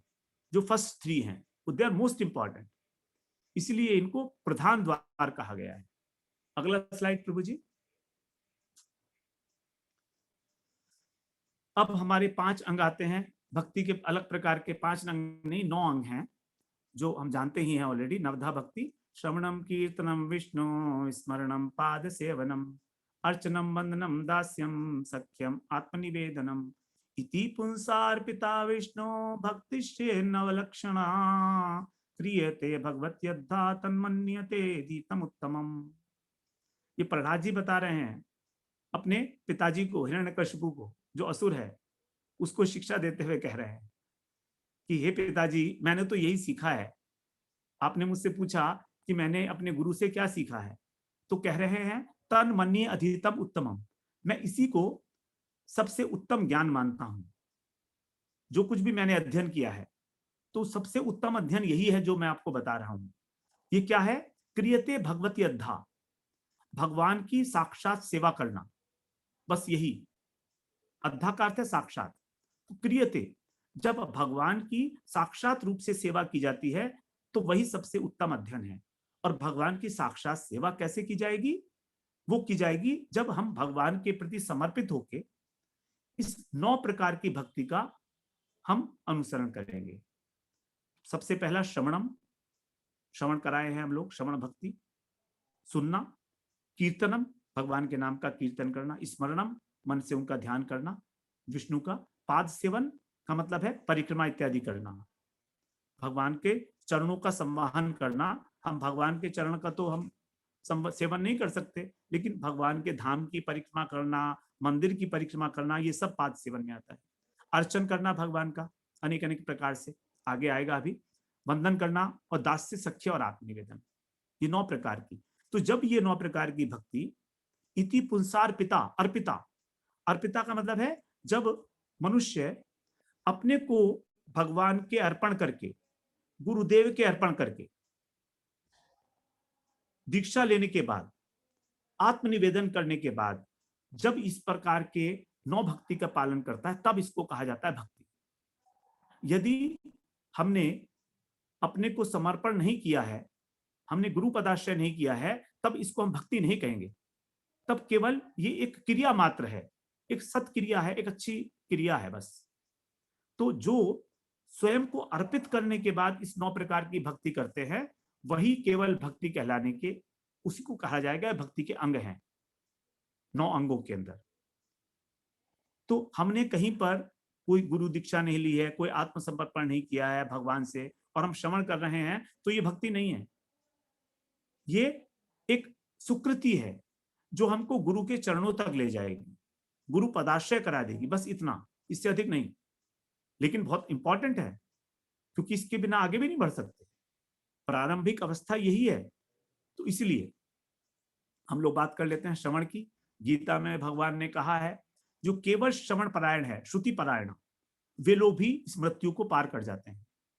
उन लोगों के पास बहुत अधिक अध्ययन करने का, बहुत अधिक पूजा करने के लिए जो है मन में नहीं है, ना उनका इतनी सामर्थ्य है, तो कह रहे हैं श्रुति परायण, वे भी इस मृत्यु के सागर को पार कर जाते हैं। प्रेम की प्राप्ति नहीं लिखा है यहाँ पर, मृत्यु संसार सागरात, मृत्यु के सागर से आगे कीर्तन, भगवान के नाम का कथा करना, महाजनों की जो स्तुतियां हैं उसका पाठ करना, कीर्तन करना और नाम संकीर्तन करना। हरे नाम एव केवलम कलो नास्त्येव नास्त्येव नास्त्येव गतिरन्यथा। नारद जी अपने दोनों हाथ उठाकर ये बात कह रहे हैं कि इस कलयुग के अंदर और कोई साधन नहीं है, नहीं है, नहीं है। मैं शपथ पूर्वक ये बात कह रहा हूं, आप लोग इस बात को स्वीकार करो कि और कोई गति नहीं है, नहीं है, नहीं है। 3 बार कहा हरि नाम और 3 बार कहा नहीं है, नहीं है, नहीं है। मतलब यदि हम ये नहीं करते हैं, कलयुग के अंदर जो यहाँ का प्रधान धर्म है हमारा, कलयुग का युग धर्म है भगवान के नाम का कीर्तन, तो यदि हम नहीं करते हैं तो हमें पाप लगेगा, क्योंकि अब ये धर्म बन गया है, युग धर्म है, और युग धर्म का पालन करना प्रत्येक व्यक्ति का कर्तव्य है। तो यदि हम नहीं करते हैं तो हमें पाप लगेगा। भगवान का नाम ले लिया, गलत काम नहीं किया, ठीक है, कोई बात नहीं, लेकिन भगवान का नाम तो नहीं लिया ना, तो भगवान का नाम न लेने से भी हमको पाप लगेगा। यही है कारण 3 बार हाथ उठाकर और स्ट्रेस पूर्वक कह रहे हैं, वो स्ट्रेस देकर कह रहे हैं, दृढ़ता पूर्वक, स्ट्रेस पूर्वक नहीं होता है, दृढ़ता पूर्वक कह रहे हैं कि आप केवल भगवान का नाम लो, केवल भगवान का नाम, केवल भगवान, बस इतना ही काफी है। आगे प्रभु जी स्मरण करना है भगवान का। गीता में हम श्रवण करा है, अनन्य चेता सततम यो माम स्मृति नित्यशः। जो अनन्य चित्त के द्वारा मेरा स्मरण करता है हमेशा, तस्या हम सुलभ पार्थ है, उसके लिए मैं अत्यंत सुलभ हूं। हम कहते हैं ना भगवान तो बड़े दुर्लभ हैं, भगवान के दर्शन कैसे होंगे, कहाँ होंगे। भगवान कह रहे हैं नहीं नहीं, आप मत इस बारे में चिंता मत करो, मैं बहुत सुलभ हूं, आसानी से मिल जाऊंगा। जो नित्य युक्त से योगिना, जो निरंतर मुझसे जुड़ा हुआ व्यक्ति है, योगी, मेरी कथाओं के माध्यम से, मेरी लीलाओं के, मेरे गुण के माध्यम से जो मेरा स्मरण करता है अपने चित्त के अंदर, तो हमारा समस्या है, हम चित्त में सारे संसार को बिठाए हैं और भगवान का नाम वाणी से ले रहे हैं, हमारा जो चित्त है वो उसको स्वीकार नहीं किया अभी तक। तो जब हम चित्त में स्वीकार कर लेते हैं भगवान को हृदय से कि वो ही मेरे अपने हैं और बाकी सब पराये हैं, बाकी सब शरीर के संबंधी हैं, मेरी आत्मा से संबंध केवल भगवान का है, गुरु का है और कोई नहीं, तब वो कह रहे हैं अतस्या हम सुलभ पार्थ। तो नित्य शब्द देखिए यहाँ पर 2 बार आया, नित्यशः और नित्ययुक्त और सततम, सतत भी तो नित्य ही है, तो यहाँ पर भी 3 बार आया है ये बात, सतत, नित्यशः और नित्य, नित्ययुक्त। तब हमारी अनन्यता सिद्ध होती है। अनन्यता 3 स्तर पे, हमारा उपास्य तत्व के प्रति अनन्यता कि केवल कृष्ण ही एकमात्र मेरे भगवान है, उपास्य तत्व। साधन के प्रति कि कौन सा साधन करना है हमें, केवल भक्ति, केवल भक्ति और केवल भक्ति योग, शुद्ध भक्ति योग। और तीसरा प्रयोजन, कृष्ण प्रेम की प्राप्ति, और कोई प्रयोजन नहीं। उपास्य तो कृष्ण है, लेकिन प्रयोजन तो कुछ और भी हो सकता है ना। प्रयोजन तो हो सकता है कि हमें कृष्ण से धन संपत्ति चाहिए, तो वहां पर भी अनन्यता। तो 3 प्रकार से हमारी अनन्यता सिद्ध होती है, उपास्य तत्व की दृष्टि से, साधन की दृष्टि से और प्रयोजन की दृष्टि से। आगे कह रहे हैं पाद सेवन, हम लोग श्रवण कराए हैं, भगवान के मंदिर की परिक्रमा करना। भगवान को हमेशा जब परिक्रमा करते हैं तो दक्षिण दाएं हाथ पर रखा जाता है, दाएं हाथ पर रखकर, और तब भगवान की 4 परिक्रमाएं की जाती है मंदिर की। विष्णु तत्व की 4 परिक्रमा करनी चाहिए हमेशा, 3 नहीं, 2 नहीं, 4 परिक्रमा, ये आवश्यक नियम है, तभी हमें फल मिलेगा। उसके बाद अर्चन, अर्चन का मतलब पूजन करना भगवान का 2 प्रकार से होता है, षोडश उपचार, पंचोपचार। षोडश उपचार में पहले भगवान का स्वागत किया जाता है, आइए बैठिए, आसन दिया जाता है, आचमन कराया जाता है, फिर उनके पैरों पर जल दिया जाता है, हाथों में फिर जल देते हैं, अर्घ्य, फिर मधुपर्क देते हैं उनको, फिर पुनः आचमन कराते हैं, स्नान, फिर वस्त्र, उसके बाद आभरण श्रृंगार इत्यादि, उसके बाद गंध, पुष्प, दीप, धूप, नैवेद्य और चंदन। पंचोपचार में गंध, पुष्प, धूप, दीप और नैवेद्य। इस प्रकार से एक प्रक्रिया है। वंदन करना भगवान का, भगवान को प्रणाम करना, भगवान को एक बार प्रणाम करने से और 10 अश्वमेध यज्ञ का फल मिलता है। और 10 अश्वमेध यज्ञ करने वालों को इस संसार में आना पड़ता है, लेकिन भगवान के प्रणाम करने वाले को, वंदन करने वाले को इस जगत में लौटना नहीं पड़ता। तो भगवान को जो प्रणाम करना है, श्री विग्रह को, विष्णु तत्व को, वो भगवान को बाएं रखकर प्रणाम किया जाता है। कुछ लोग सामने से ही लेटकर प्रणाम करते हैं, ऐसा नहीं। तो भगवान बाएं हाथ पर होंगे तब उनको दंडवत प्रणाम करना है। इस प्रकार से वंदन किया जाता है। दास से मतलब मैं भगवान का सेवक हूं और भगवान मेरे हैं, इस प्रकार की भावना दास से के अंदर है कि वो मेरे स्वामी हैं। आगे सख्य। सख्य 2 प्रकार का है, विश्वास और मित्र वैरी। विश्वास का मतलब है जैसे द्रौपदी भगवान की सखी हैं, तो द्रौपदी जी का कृष्ण के प्रति विश्वास है कि कृष्ण अवश्य मेरी रक्षा करेंगे। द्रौपदी ने महाभारत में कहा है, प्रतिज्ञा तव गोविंद न मे भक्त प्रणश्यति। हे गोविंद, तुम्हारी प्रतिज्ञा है कि मेरा भक्त नहीं नष्ट नहीं होता। संस्मृत्य संस्मृत्य प्राणान संधारयामि हम। ये बात स्मरण कर करके ही मैं अपने प्राणों को धारण कर रही हूँ। इतना विश्वास है द्रौपदी को कि वो मेरी रक्षा करेंगे, तभी तो उन्होंने पुकारा कृष्ण को। इसी प्रकार जब उत्तरा के गर्भ में जब परीक्षित जी महाराज थे, तो वहां पर पांडव भी थे सारे, लेकिन उत्तरा भागी भागी जो है कृष्ण की शरण में आई। उसको विश्वास था कि कृष्ण मेरी रक्षा कर सकते हैं, ये 5 पांडव नहीं कर पाएंगे। जो अग्निपिंड मेरे गर्भ को जला रहा है उससे। तो ये है विश्वास। और मित्रवृत्ति मतलब मित्रता पूर्वक भगवान के साथ व्यवहार, सख्य और आत्मनिवेदन अर्थात सर्वस्व समर्पण। तो दास से सख्य और आत्मनिवेदन ये भाववाचक भक्ति है, भावपूर्ण भक्ति है। इसमें क्रिया की प्रधानता नहीं है, इसमें केवल भाव की, अंतःकरण की प्रधानता है कि मैं कौन हूं और भगवान मेरे सेव्य है, मैं उनका सेवक हूं। इस प्रकार का सख्य में कि वो मेरे सखा हैं, वो मेरी हमेशा रक्षा करेंगे, तो उस भाव से भगवान की, विषंभ भाव से, निसंकोच भाव से भगवान की सेवा की जाती है। और आत्मनिवेदन में बलि महाराज जैसे, बलि महाराज ने जब 3 पग भूमि मांगने गए थे वामन, तो उनको तीसरा पग जो है वो अपने मस्तक पर रखने को कहा कि तुम मेरे मस्तक पर इसको पधराओ, अर्थात अपना सब कुछ समर्पण कर बलि महाराज। तो बलि महाराज ही आत्मनिवेदन के आचार्य हैं। सख्य के आचार्य हैं अर्जुन, दास्य के हैं भक्त शिरोमणि हमारे हनुमान जी, और वंदन के लिए अक्रूर, अर्चन के लिए कहा जाता है पृथु महाराज। इस प्रकार से अलग अलग, श्रवण के लिए परीक्षित महाराज हैं और स्मरण के लिए प्रहलाद जी हैं। इस प्रकार से अनेक, और कीर्तन के लिए सुखदेव जी। तो नवधा भक्ति के 9 आचार्य हैं जो अलग अलग प्रकार से जिन्होंने पूजन किया है, अर्चन वंदन इत्यादि। आगे प्रभु जी नेक्स्ट। अभी हमारे पास 64 हैं, थोड़ा फास्ट चलेंगे हम लोग। सजाति स्निग्ध और श्रेष्ठ साधु संग। साधु कैसा हो? हमारे भाव वाला हो, स्निग्ध हो, उसका हृदय कोमल हो, कृपा करने के लिए तैयार हो, हमें अपने मन के भाव बताने के लिए तैयार हो, हमें भक्ति के सूत्र बताने के लिए तैयार हो, सीक्रेट्स बताने के लिए तैयार हो, और श्रेष्ठ हो। इस प्रकार नाम संकीर्तन, इसकी तो अपार महिमा है। भागवत का अंतिम श्लोक है, नाम संकीर्तनम यस्य सर्व पाप प्रणाशनम रामो दुख शमनस्तम तमामी नमामि हरिम परम।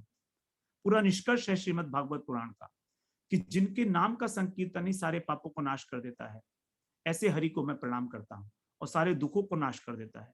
एक प्रणाम, उनको प्रणाम करना सारे दुखों को नाश कर देता है। श्रीमद् भागवत श्रवण करना, भागवत पुराण ही शिरोमणि है भागवत। तो कह रहे हैं सर्व वेदांत सारम ही, सभी वेदांतों का सार है श्रीमद् भागवत पुराण। और तद रसामर तृप्त से, जो इस भागवत के रस का आस्वादन करके तृप्त हो गया है, न अन्यत्र स्यात् रसी क्वचित, उसकी अन्यत्र कहीं रति, कहीं प्रेम नहीं होता किसी अन्य शास्त्र में। इस प्रकार से तो जो कृष्ण भक्ति को प्रदान करने वाले शास्त्र हैं वही तदीय वस्तु हैं, और उनमें भागवत पुराण प्रधान है। तो इस प्रकार जो भक्ति शास्त्र का नित्य पाठन करते हैं, वही व्यक्ति को कहा गया धन्य है। आगे मथुरा वृंदावन वास, ये हम लोग चर्चा कर रहे हैं। मधुपुरी सबसे इंपॉर्टेंट बताई गई है। वृंदावन वास जो है वो वृंदावन भगवान का जो धाम है, ये चिन्मय धाम है, यद्यपि हमें इस भौम वृंदावन में जिसमें हम रहते हैं यहाँ, हमको तो यहाँ पर गंदगी भी दिखाई देती है, सब कुछ दिखता है, लेकिन ऐसे ऐसे महापुरुष हैं जो दिव्य वृंदावन के दर्शन करते हैं, दिव्य भगवान की लीलाओं के प्रतिदिन प्रतिक्षण दर्शन करते हैं। ऐसे महानुभाव आज भी वृंदावन में उपस्थित हैं, छुपे हुए रहती हैं, पब्लिक में नहीं आ जाते हैं आसानी से, लेकिन हैं ऐसे। इस प्रकार से श्रद्धा पूर्वक भगवान की सेवा। अब इन 5 प्रकार के जो साधन बताए गए हैं, ये पंचधा भक्ति कही गई है इसको, साधु संग, नाम संकीर्तन, भागवत श्रवण, मथुरावास और श्री विग्रह सेवा। इनमें से सबसे प्रधान है 2, नाम संकीर्तन और वैष्णव सेवा, अर्थात साधु का संग। अगली स्लाइड प्रभु जी। अब भक्ति के अन्य अंग जो है उनको हम लोगों ने टैबुलेट किया है। पहले तो हमने 10 अन्वय रीति, फिर उसके बाद 10 व्यतिरेक रीति, उसके बाद नवधा भक्ति, फिर पंचधा भक्ति, 5 अंग। अब जो है सारे बाकी जो उपाय हैं वो बताए गए हैं। गुरु कृष्ण भक्त निंदा को सहन ना करना, यदि कोई निंदा कर रहा है तो वहां से हट जाइए, चले जाइए कोई ना कोई बहाना मार के। तो जो लोग हृदय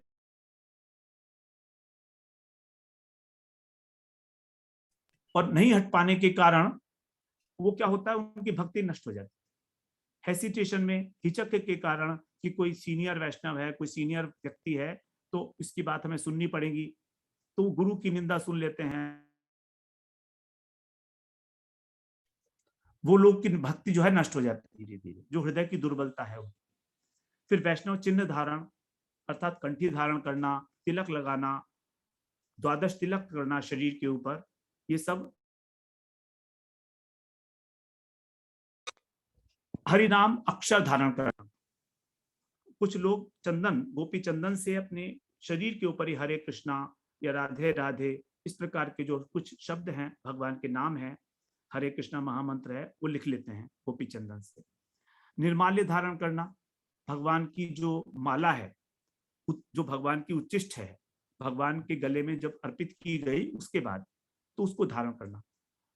यहाँ पर कह रहे हैं उद्धव जी भगवान से, त्वयोपभुक्त सृग गंध वासो अलंकार चर्चिता उच्चिष्ट भोजनो दासास्तव मायाम जय, कि हम आपके दास हैं। उद्धव जी कह रहे हैं कृष्ण भगवान से कि आपके द्वारा जो उपभोग की हुई माला है, जो आपने सुगंध को उपभोग किया है, जो आपके वस्त्र हैं, जो आपके अलंकार हैं, जो आपका चंदन है, वो, और इसके अतिरिक्त जो आपका भोजन है उच्चिष्ट झूठा, आपकी झूठन खा के आपके दास इस माया को पार कर जाते हैं। तो माया को पार करने के लिए कितना सुगम उपाय उद्धव जी ने बताया है कि केवल भगवत प्रसाद को ग्रहण करना, प्रसादी माला, प्रसादी जो कुछ भी वस्त्र हैं उसको ग्रहण करना। तो प्रत्येक वस्तु को भगवान को पहले समर्पित करना, उसके बाद उसे ग्रहण करना। भगवान के सामने नृत्य करना, नृत्यताम श्रीपतिरग्रे तालिका वादने भृशम उड्डीयन्ते शरीर स्था सर्वे पातक पक्षिण है, कि जो ताली बजाकर भगवान की श्री विग्रह के सामने उनके नाम संकीर्तन करते हुए नृत्य करता है, वह व्यक्ति, उसके शरीर से पाप उस प्रकार उड़ जाते हैं जैसे पेड़ से पक्षी लोग उड़ जाते हैं। तो सारे पाप जो हैं उस नृत्य करने वाले व्यक्ति के हृदय से निकल निकल के बाहर भाग जाते हैं जब वो नृत्य करता है। कितना आसान तरीका बताया, देखिए, भगवान के सामने नृत्य करना। अगली स्लाइड प्रभु जी।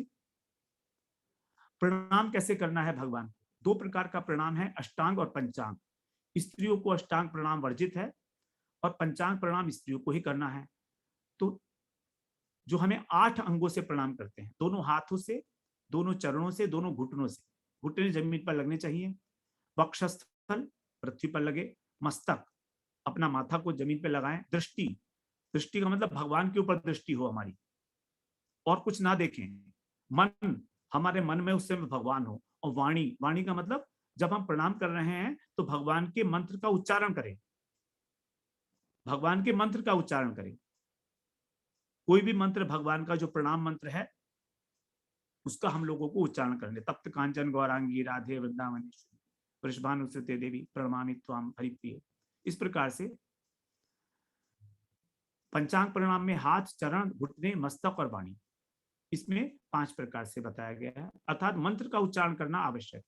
अब यदि हमारी आंखें बंद हैं तो भी हमें अपनी दृष्टि पथ में आंखें बंद किए हुए ही और भगवान की शिव विग्रह को देखना चाहिए जब हम प्रणाम कर रहे हैं। कुछ और हमारे मन में ना आए, तो मन भी हमारा भगवान में हो और वाणी भी और दृष्टि भी, 3 प्रकार से।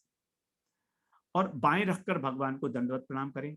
कृष्ण को एक प्रणाम करने से 10 अश्वमेध यज्ञ का फल मिलता है और पुनर्जन्म नहीं होता। हम लोग पहले कराएं बात। अगली स्लाइड प्रभु जी। शरणागति 6 प्रकार की होती है। अनुकूल से संकल्प है, प्रातिकूल से विवर्जनम। अनुकूल भाव को हमें ग्रहण करना, प्रतिकूल को छोड़ना, भगवान ही मेरी रक्षा करेंगे यह विश्वास, और भगवान ही मेरा पालन करेंगे। उसके बाद आत्मनिवेदन, आत्मनिक्षेप का मतलब है अपने आप को फेंक देना, निक्षेप माने फेंक देना भगवान के चरणों में, और कार्पण्य अर्थात दीनता, अत्यंत दीन स्वभाव के साथ। तो इन 6 लक्षणों में जो स्वरूप लक्षण है शरणागति का, वो है रक्षा तिथि विश्वास। भगवान ही मेरी रक्षा करेंगे इस प्रकार का विश्वास, ये सबसे इंपॉर्टेंट बात है शरणागति की। जब हमारा ये विश्वास पूरा हो जाएगा, तब फिर और बाकी जो 5 अंग हैं वो अपने आप से पूरे हो जाएंगे। इस प्रकार तुलसी सेवा, इसमें तुलसी जी की 9 प्रकार से सेवा बताई गई। दृष्टा स्पृष्टा तथा ध्याता कीर्तिता नमिता श्रुता रोपिता सेविता नित्यम पूजिता तुलसी शुभा। तुलसी जी को देखना, पौधे को, उसका स्पर्श करना, उसका ध्यान करना, उसका कीर्ति करना, उसका कीर्तन करना, नमिता उसको नमस्कार करना, श्रुता उसके विषय में महिमा को सुनना, रोपिता तुलसी को रोपण करना, सेविता उसको जल देना, और पूजिता उसका पूजन करना, आरती इत्यादि करना। ये फिर वैष्णव शास्त्र सेवा। वैष्णव की सेवा करना का मतलब है कि हम वैष्णव की सेवा करेंगे, और शास्त्र की सेवा का मतलब है शास्त्र को सुनना। तो शिव जी कह रहे हैं पार्वती जी से, आराधना नाम सर्वेशाम विष्णु आराधनम परम। सभी देवताओं में विष्णु की आराधना सर्वश्रेष्ठ है, और उससे भी अधिक श्रेष्ठ क्या है, तस्मात् परतरम देवी, हे पार्वती उससे भी अधिक श्रेष्ठ है तदिया नाम समर्चनम, उनके जो भक्त हैं उनकी सेवा करना। तो भगवान की सेवा जो है वो भक्तों से भी, भगवान के भक्तों की सेवा भक्त से भी, भगवान से भी पहले की जाती है। और श्रवण अम्बरीश शुक प्रोक्तम नित्यम भागवतम शुभ, भागवत को श्रवण करना वैष्णव के मुख से, यही शास्त्र की सेवा है। पठस्व सुमुखे नापी यदि छसी भवशय, यदि संसार नाश करना है तो अपने मुख से उसका पाठ करें। पठस्व सुमुखे नापी, अपने मुख से, केवल श्रवण नहीं, तो श्रवण और कीर्तन दोनों करें। नेक्स्ट प्रभु जी। प्रभु जी एक स्लाइड जो है ना वो अपने मिस हो गई है, मैं उस स्लाइड में बैक में जाता हूँ तो उसको पहले कर लेंगे, उसको मैं बैक में करता हूँ। ये वाली मिस हो गई, ये वाली पहले कर दीजिए। कोई बात नहीं, हाँ कोई बात नहीं। ये अंग है अभ्युत्थान। जब कोई वैष्णव आते हैं तो उनका आदर करना, उठकर स्वागत करना, यह अभ्युत्थान कहलाता है। ये भी एक अंग है। भगवान के चरणामृत का पान करना, उसके बाद चरणामृत पान करने में पहले गुरु जी का चरणामृत लिया जाता है, फिर भगवान का लिया जाता है। जहां पर दोनों चरणामृत रखे होते हैं वहां पहले गुरु जी का चरणामृत लेते हैं, उसके बाद फिर भगवान का, क्योंकि गुरु जी के चरणामृत में तुलसी पत्र नहीं होता और भगवान के चरणामृत में तुलसी पत्र होता है। उसके बाद महाप्रसाद का सेवन करना। तो भगवान को जो भोग लगता है वो तो कहता है प्रसाद, और जब उस प्रसाद को वैष्णव और गुरु ले लेते हैं तो उनका जो उच्चिष्ट है उसको कहा जाता है महाप्रसाद। वो भगवान का जो जो भोग भगवान ने ले लिया है उसको बोलते हैं प्रसाद, और जब उसी को वैष्णव अथवा गुरु ले लेते हैं तब उनका जो उच्चिष्ट है उसको कहा जाता है महाप्रसाद सेवन। स्तुति गान करना भगवान की, अनेक अनेक प्रकार की। ध्रुव जी की स्तुति है, कुंती महारानी, भीष्म पितामह, प्रहलाद जी, अनेक प्रकार की स्तुति है, पृथु महाराज, मुचकुंद। भागवत के अंदर स्तुति भरी हुई है, हजारों, मतलब हजारों नहीं, 40-50 स्तुति हैं उसके अंदर, तो हम लोग उसका सबका पाठ करेंगे। श्री मूर्ति का स्पर्श करना, भगवान का जो श्री विग्रह है उसका, और श्री मूर्ति का दर्शन करना, भगवान के धाम में जाकर और उनका दर्शन करना, विग्रह का, मंदिर का, राधा रमण जी का, बांके बिहारी का, राधा वल्लभ, अनेक अनेक प्रकार के हमारे राधा श्याम सुंदर, राधा दामोदर, राधा मदन मोहन, राधा गोपीनाथ, सबका जो हमारे सप्त देवालय हैं उनका दर्शन करना। और वराह पुराण में कह रहे हैं वृंदावने तु गोविंदम पश्यन्ते वसुंधरे न ते यम पुरम यान्ति यान्ति पुण्य कृताम गति। हे वसुंधरे, पृथ्वी जी जो वृंदावन में गोविंद का दर्शन करता है श्री विद्या का, वो यमराज के यहाँ नहीं जाता है, वो वहां जाता है जहां पर पुण्य करने वाले लोग गए हैं। और 47वां है अपने प्रिय वस्तु को भगवान के समर्पित करना। अगला प्रभु जी,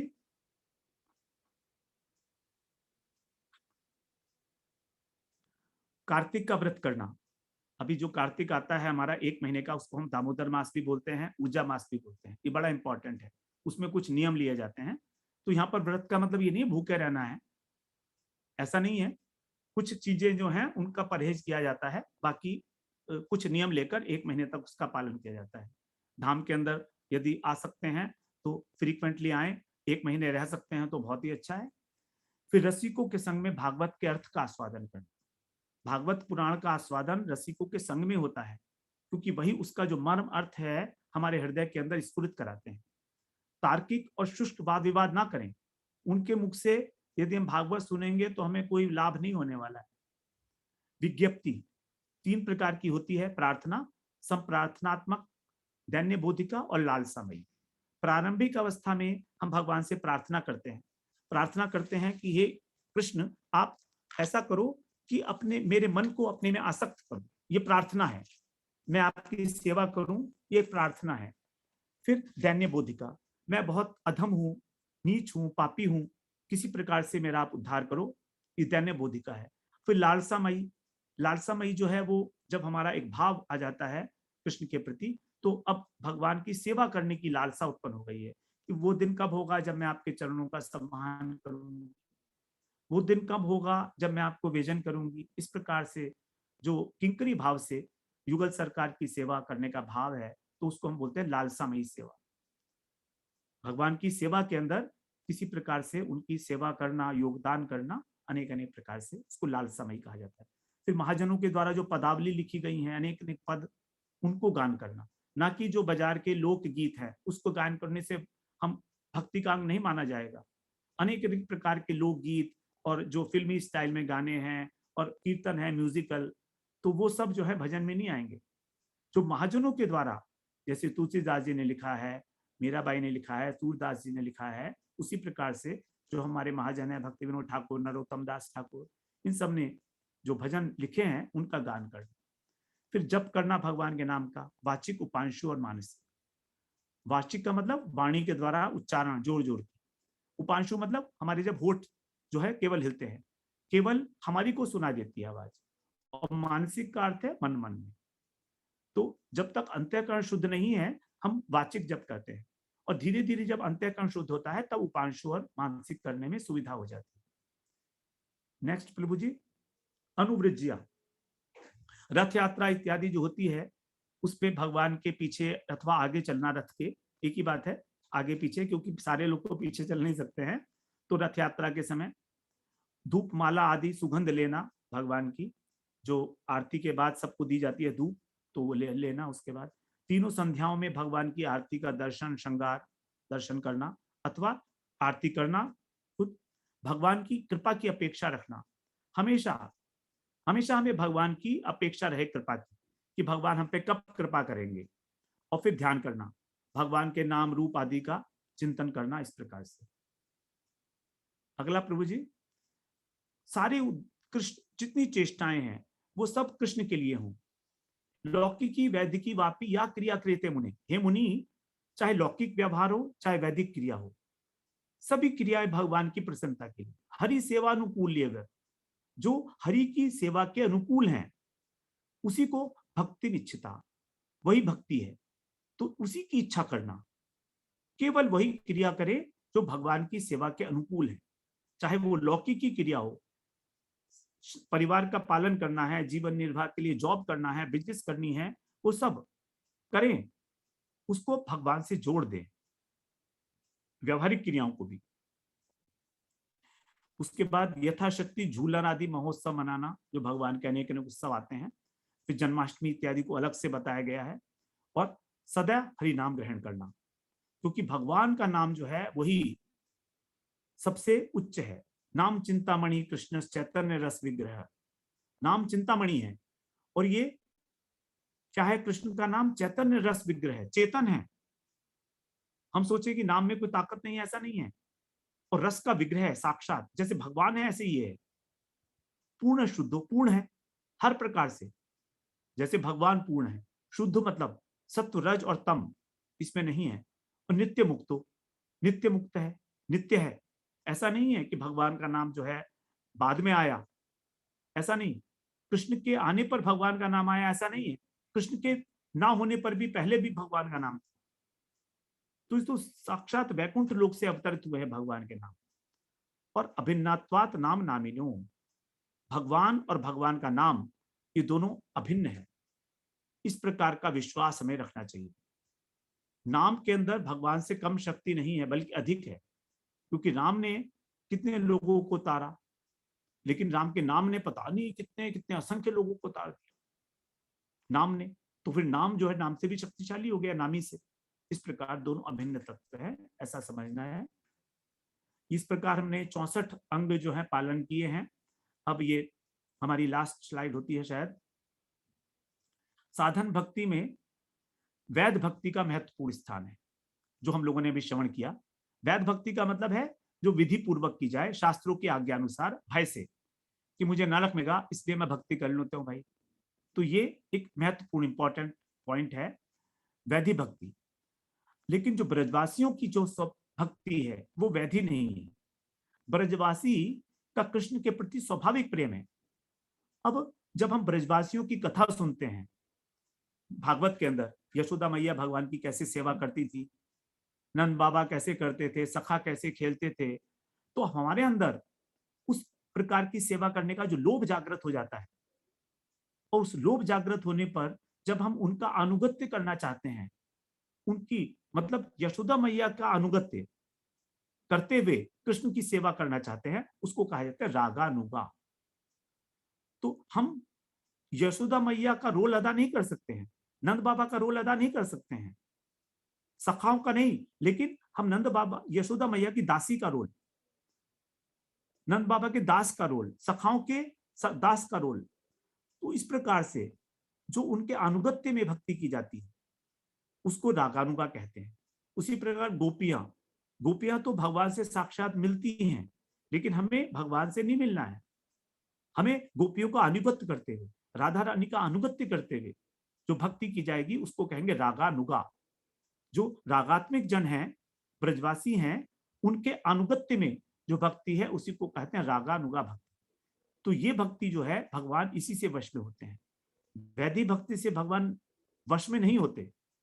वैधि भक्ति के द्वारा भी हम भाव स्थिति तक पहुंचते हैं, लेकिन जो प्रेम की और ऊपर की अवस्थाएं हैं वो वैधि भक्ति के द्वारा प्राप्त करने योग्य नहीं है, वो प्राप्त नहीं की जा सकती।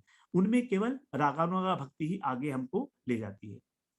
तो इस प्रकार से, और जो केवल नाम और वैष्णव सेवा का आश्रय ले रहे हैं, केवल भगवान का नाम, अन्य और प्रकार के अंग उसमें आश्रय नहीं ले रहे हैं, उनको हम एकांतिक भक्ति कहते हैं।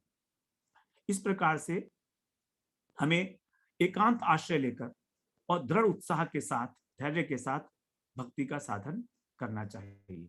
और शरणागति का यह अंतिम श्लोक है, अनुकूल से संकल्प प्रातिकूल से विवर्जनम रक्षयतीति विश्वासो गोप्तप्ते वर्णम तथा आत्मनिक्षेप कार्पणीय षट विधा शरणागति। 6 प्रकार से जो हमारी शरणागति स्वीकार होती है, शरणागति डिफाइन होती है, तो हम लोग इसके विषय में चर्चा कर रहे हैं। तो इस प्रकार से हम लोगों ने आज तत्त कर्म प्रवर्तनात् में भक्ति के 64 अंगों के विषय में हम लोगों ने चर्चा की। बहुत विस्तृत रूप से चर्चा हुई है। इस बात को हम लोग थोड़ा सा समझ लें कि जो भी अंग हैं भक्ति के, जब भगवान के हम शरणागत होकर इनका पालन करते हैं, तब हम इसको कहा जाता है भक्ति के अंग। अन्यथा ये केवल हमारी एक सुकृति बढ़ाएगी। तो सबसे पहला इंपॉर्टेंट जो पॉइंट था वो था गुरु पदाश्रय। जब गुरु पदाश्रय होकर हमने समर्पण कर दिया, तब जब भक्ति के अंगों का पालन किया जाएगा तो उसको कह जाते हैं भक्ति। तो इस प्रकार से इसको हम तत्त कर्म प्रवर्तनात् के अंदर में समझ सकते हैं। वांछा कल्पतरुभ्यश्च कृपा सिन्धुभ्येव च पतितानां पावनेभ्यो वैष्णवेभ्यो नमो नमः। हरे कृष्णा। हरे कृष्णा प्रभु जी। अब जो है प्रश्न उत्तर यदि है तो ले सकते हैं। हाँ जी। और जिसको प्रश्न पूछना है वो अपना हैंड रेज करेंगे और एक एक करके हम उनको इनवाइट करेंगे बोलने के लिए और अनम्यूट करके अपने को बोलेंगे। और सबसे पहले जो है हैंड रेज किया हुआ है अचित प्रिया दीदी ने हैंड रेज किया हुआ है, वो बोले अपना। हरे कृष्ण प्रभु जी, दंड प्रणाम। हाँ हरे कृष्णा। प्रभु जी, आपके लेक्चर सुन करके हमारे जीवन में बहुत परिवर्तन आ रहा है और हम भक्ति में थोड़ा अग्रसर हो रहे हैं। इसके लिए प्रभु जी आपको मेरा अनंत कोटि दंड प्रणाम। हम आपकी प्रशंसा करेंगे तो आपको ये अच्छा नहीं लगता, लेकिन प्रभु जी ये प्रश्न मेरा नहीं है। जितने वैष्णव मेरी बात सुन रहे हैं वो सब इससे एग्री होंगे, क्योंकि जिस प्रकार कक्षा में एक टीचर होता है ना, तभी वह समझ पाता है कि क्लास में क्या है। उसी तरह आप मैं इतने सालों से गीता पढ़ रही थी, लेकिन मुझे कुछ मतलब मैं समझती थी इसका अर्थ ये है बस, दैट्स इट। लेकिन अब मुझे पता चला कि भक्ति योग, ज्ञान योग, कितना कुछ है गीता में। तो प्रभु जी ये आपके ही द्वारा संभव हो चुका है। मैं आपके लिए, हाँ प्रभु जी, तो अब मुझे 18 तारीख का इंतजार है कि कब मैं श्रीमद् भागवतम हमें प्रवेश करेंगे। तो प्रभु जी आप जो भी करेंगे उसके लिए मैं आपका धन्यवाद ही कर सकती हूँ, क्योंकि मुझे बहुत प्रतीक्षा है। अब जिस तरह ये हम गीता का विश्राम देंगे, आप उसके बाद श्रीमद् भागवतम का शुभारंभ करेंगे। तो प्रभु जी बस हमें ऐसे अपने सानिध्य में रखिएगा। प्रभु जी बस इतना ही कहना चाहूंगी मैं। ठीक है। देखिए, आप यदि आप में से कोई भी लोग भागवत में प्रवेश करना चाहते हैं और उसका प्रत्येक श्लोक का अध्ययन करना चाहते हैं, एक एक शब्द का भागवत के, तो हम लोग जो है 18 तारीख से आरंभ करेंगे। आप टेलीग्राम ग्रुप ज्वाइन कर लें और हमने भेजा भी है प्रत्येक ग्रुप के अंदर। मैंने तो कर लिया है। हाँ, तो टेलीग्राम ग्रुप पे ज्वाइन करेंगे, उसी के अंदर भेजेंगे, क्योंकि बहुत सारे मैसेज हैं हमारे व्हाट्सएप के ऊपर, तो सबके लिए इतना भेजना 40 ग्रुप्स में संभव नहीं है। तो इसीलिए केवल टेलीग्राम में ही भेजा जाएगा उसको, और आप उसको डाउनलोड कर सकते हैं। आपको कोई असुविधा है तो मुझे बता दीजिएगा, मैं आपको बता दूंगा कैसे डाउनलोड करना है। जी आपने जो बताया ना ब्रज भक्ति प्राप्त में, जो वो यहाँ पर बता दीजिए ताकि सब लोग भी इसका लाभ उठा सकें, क्योंकि जो आपने उसमें बताया है ना, एक हमने अन्य ग्रुप आरंभ किया है, उसको बोलते हैं हम ब्रज भाव प्राप्ति क्रम। तो वो बड़ा एक उच्च पुण्य का ग्रुप है, जिसमें हम लोग कृष्ण की भक्ति के प्रति जब हमारे हृदय के अंदर लोभ उत्पन्न हो जाता है, तो हम उस प्रकार के भाव को कैसे प्राप्त करें कि हम उस मार्ग में आगे बढ़ पाए। तो उस ग्रुप में जो है कुछ लोगों को ही ज्वाइन किया जा रहा है, जो केवल विशेष रूप से उसके अंदर लोभ रखते हैं उसको प्राप्त करने के लिए। तो यदि आप उसमें, हम लोग श्री प्रेम भक्ति चंद्रिका है, नरोत्तम दास ठाकुर के द्वारा रचित जो ग्रंथ है, और बड़ा इंपॉर्टेंट ग्रंथ है वैष्णव गौड़िया वैष्णव संप्रदाय का, बहुत वरिष्ठ बहुत श्रेष्ठ ग्रंथ है। तो उसमें हम लोग उसका पाठ करते हैं, उसको समझते हैं। यदि आप उसमें इंटरेस्टेड हैं तो आप मुझे अपना नंबर और अपना नाम भेजेंगे, तब हम उसको आपको उसमें ऐड कर लेंगे। हरे कृष्ण। आगे कोई प्रश्न प्रभु जी? नहीं, अभी तो किसी ने हैंड रेज नहीं किया है। यदि किसी का प्रश्न हो तो अभी कर रहा है। नरेश सक्सेना जी ने हैंड रेज किया है, वो अपने को अनम्यूट करें और प्रश्न पूछें। हरे कृष्णा प्रभु जी। हरे कृष्णा। प्रणाम प्रभु जी। साष्टांग दंडवत प्रणाम। दंडवत प्रणाम प्रभु जी। मैं जब से आपका ये सुनना शुरू किया है, वैसे तो और जगह बहुत सुने हैं, लेकिन बहुत अच्छा लगता है और इससे मुझे बड़ा संतुष्टि मिलती है। मेरा एक प्रश्न था, मैं उसका अभी संतुष्ट नहीं हो पाया हूँ। मैं कई जगह से जानकारी ली है। ये जो हमको बताया जाता है कि भगवान कृष्ण हैं, कृष्ण ही पूरे मूल हैं, और फिर कभी कभी उसके साथ ही कहा जाता है कि विष्णु भगवान की पूजा करनी चाहिए। तो इन दोनों में क्या अंतर क्या है? प्रभु जी देखिए, अवतारी जो हैं वो तो कृष्ण हैं। श्रीमद् भागवत पुराण में कहा है, उन्होंने कहा है, व्यास जी ने कहा है, एते चांश कला पुंसः कृष्णस्तु भगवान स्वयं।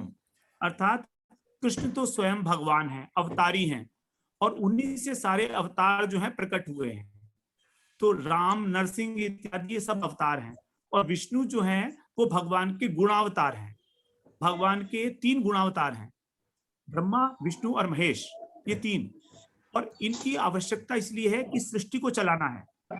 तो सृष्टि को चलाने के लिए जो है, सबसे पहले हुआ पुरुषावतार। 3 पुरुषावतार हैं भगवान के। उसके बाद फिर हुआ गुणावतार, ब्रह्मा, विष्णु, महेश। तो इस प्रकार से भगवान के 6 अवतार हैं और उनमें से एक है गुणावतार। उन एक गुणावतार में से विष्णु है, ब्रह्मा विष्णु महेश। और ये विष्णु जो है, विष्णु का अर्थ समझिए क्या है। विष्णु का अर्थ है जो सर्वव्यापक तत्व है, उसको विष्णु कहा जाता है। व्यापनोति इति विष्णु। तो भगवान कृष्ण जो हैं वो व्याप्त हैं, वो भी विष्णु तो हैं ही। तो राम कृष्ण नरसिंह जितने भी अवतार हैं वो सब विष्णु तत्व हैं।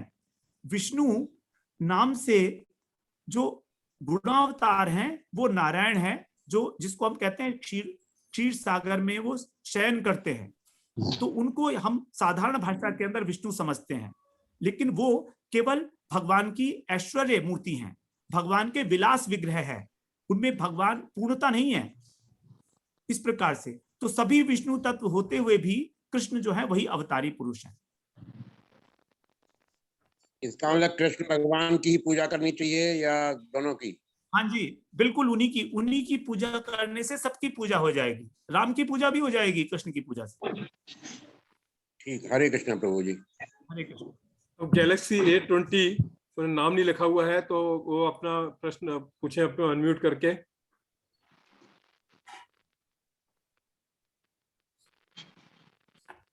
आप प्रश्न पूछिए अपना अनम्यूट करके। हेलो, हरे कृष्णा। हाँ जी,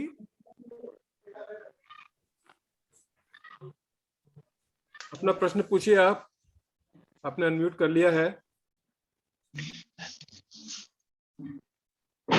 वो शायद समझ नहीं रहे हैं अभी। तो अभी हरे कृष्ण प्रभु हरीश गुप्ता जी ने हैंड रेज किया है, वो अपने को अनम्यूट करें और प्रश्न पूछें।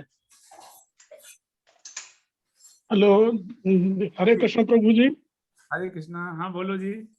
हाँ सर, मतलब प्रभु जी मैं ये पूछ रहा था, जैसे आपने कहा कि मतलब जो वैष्णव भक्त नहीं है तो उन लोगों के साथ जैसे उठना बैठना है, या उन्हें कुछ बातें जैसे गीता के बारे में, जो मान लो यहाँ आना चाहते हैं या उनके प्रचार प्रसार करना है, तो उन लोगों को कैसे मतलब कन्विंस करके उनके साथ बैठना उठना नहीं, मतलब उठना बैठना नहीं है क्या? नहीं, आप उनके साथ उनको कन्विंस करने की कोशिश करिए, 2-3 बार करिए। यदि वो नहीं मानते हैं तो उनके साथ ज्यादा क्या उठना बैठना है आपको। नहीं, जैसे मान लो ऑफिस में ही है या परिवार में या कहीं भी, मतलब मित्र में लोग हैं तो पहले तो से ठीक चले है, आ रहे हैं, ठीक तो है। उन्हें आप किसी को समझाने का प्रयत्न करिए, लेकिन जी 2 या 3 बार करिएगा, ज्यादा नहीं करिएगा। ज्यादा हाँ करेंगे वो तो तो मानेंगे आपकी बात। जी यदि मानना होगा तो मान जाएंगे पहले ही। हाँ, लेकिन सब कुछ लोग जैसे ये सब तो गीता वगैरह के पाठ वगैरह तो जैसे सुन रहे हैं, लेकिन तो वो अच्छी बात जैसे है। पहले से, हाँ हाँ, तो अच्छी जो बात है। पहले से, हाँ तो जो पहले से जिनको मानते आ रहे हैं उन्हीं को मान रहे हैं, लेकिन ये भी सुनते हैं, तो उसके लिए क्या ठीक करना है, चाहिए उनको? कुछ नहीं करना है, वो धीरे धीरे अपने आप समझ जाएंगे। आपको कुछ नहीं करना है, आप क्या करेंगे उसमें, करना तो उन्हें ही जी है। जी जी हाँ, जी वो अपने आप समझ जाएंगे धीरे धीरे। ठीक है प्रभु जी। अब पूनम हरे गिरेत्रा कृष्णा जी, प्रभु जी। पूनम गिरेत्रा जी जो है वो हैंड रेज किया हुआ है, वो अपने अनम्यूट करें और प्रश्न पूछें। हाँ जी, हाँ जी। पूनम गिरेत्रा जी।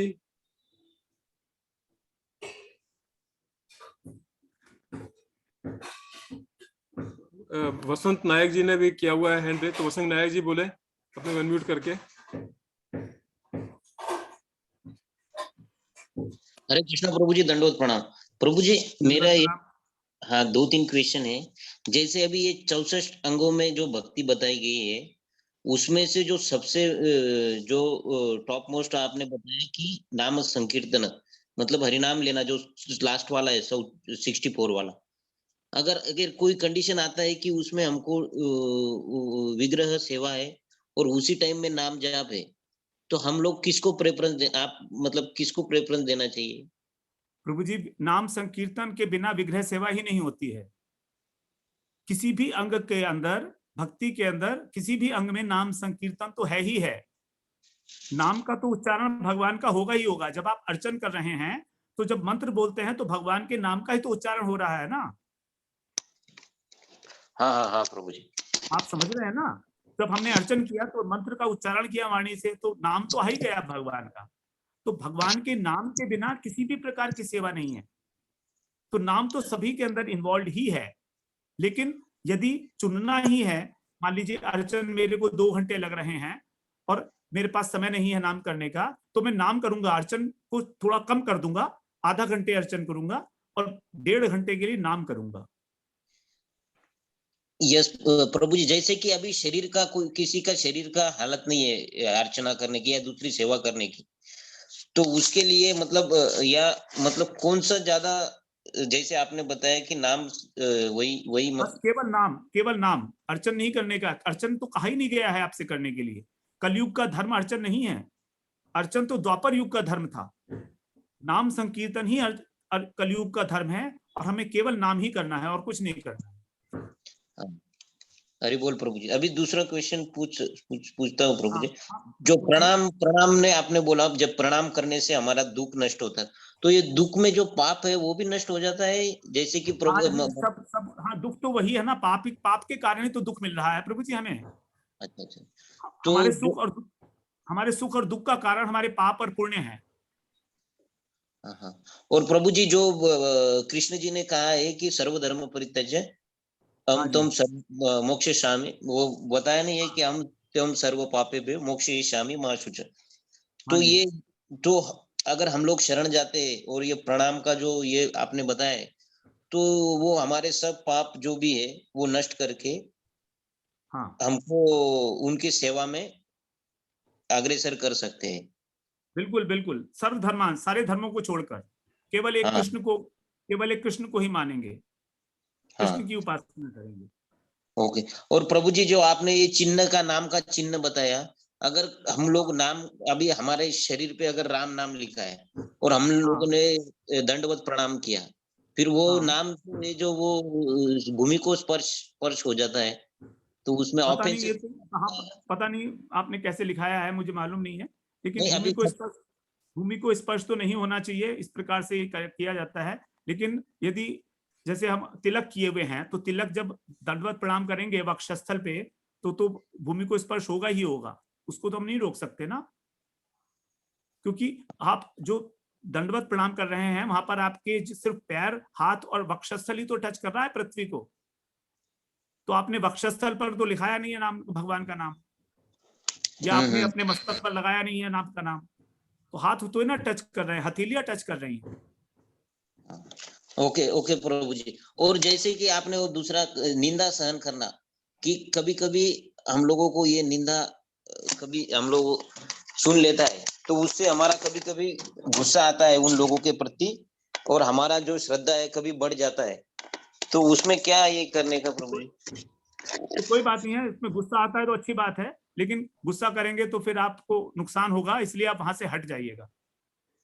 शास्त्रों में तो ऐसा कहा गया है, शास्त्रों में तो बहुत कुछ कहा गया है इसके विषय में, लेकिन आप वहां से हट जाइएगा बस, और कुछ नहीं। ठीक है प्रभु जी, अब दूसरा प्रश्न ले लेते हैं।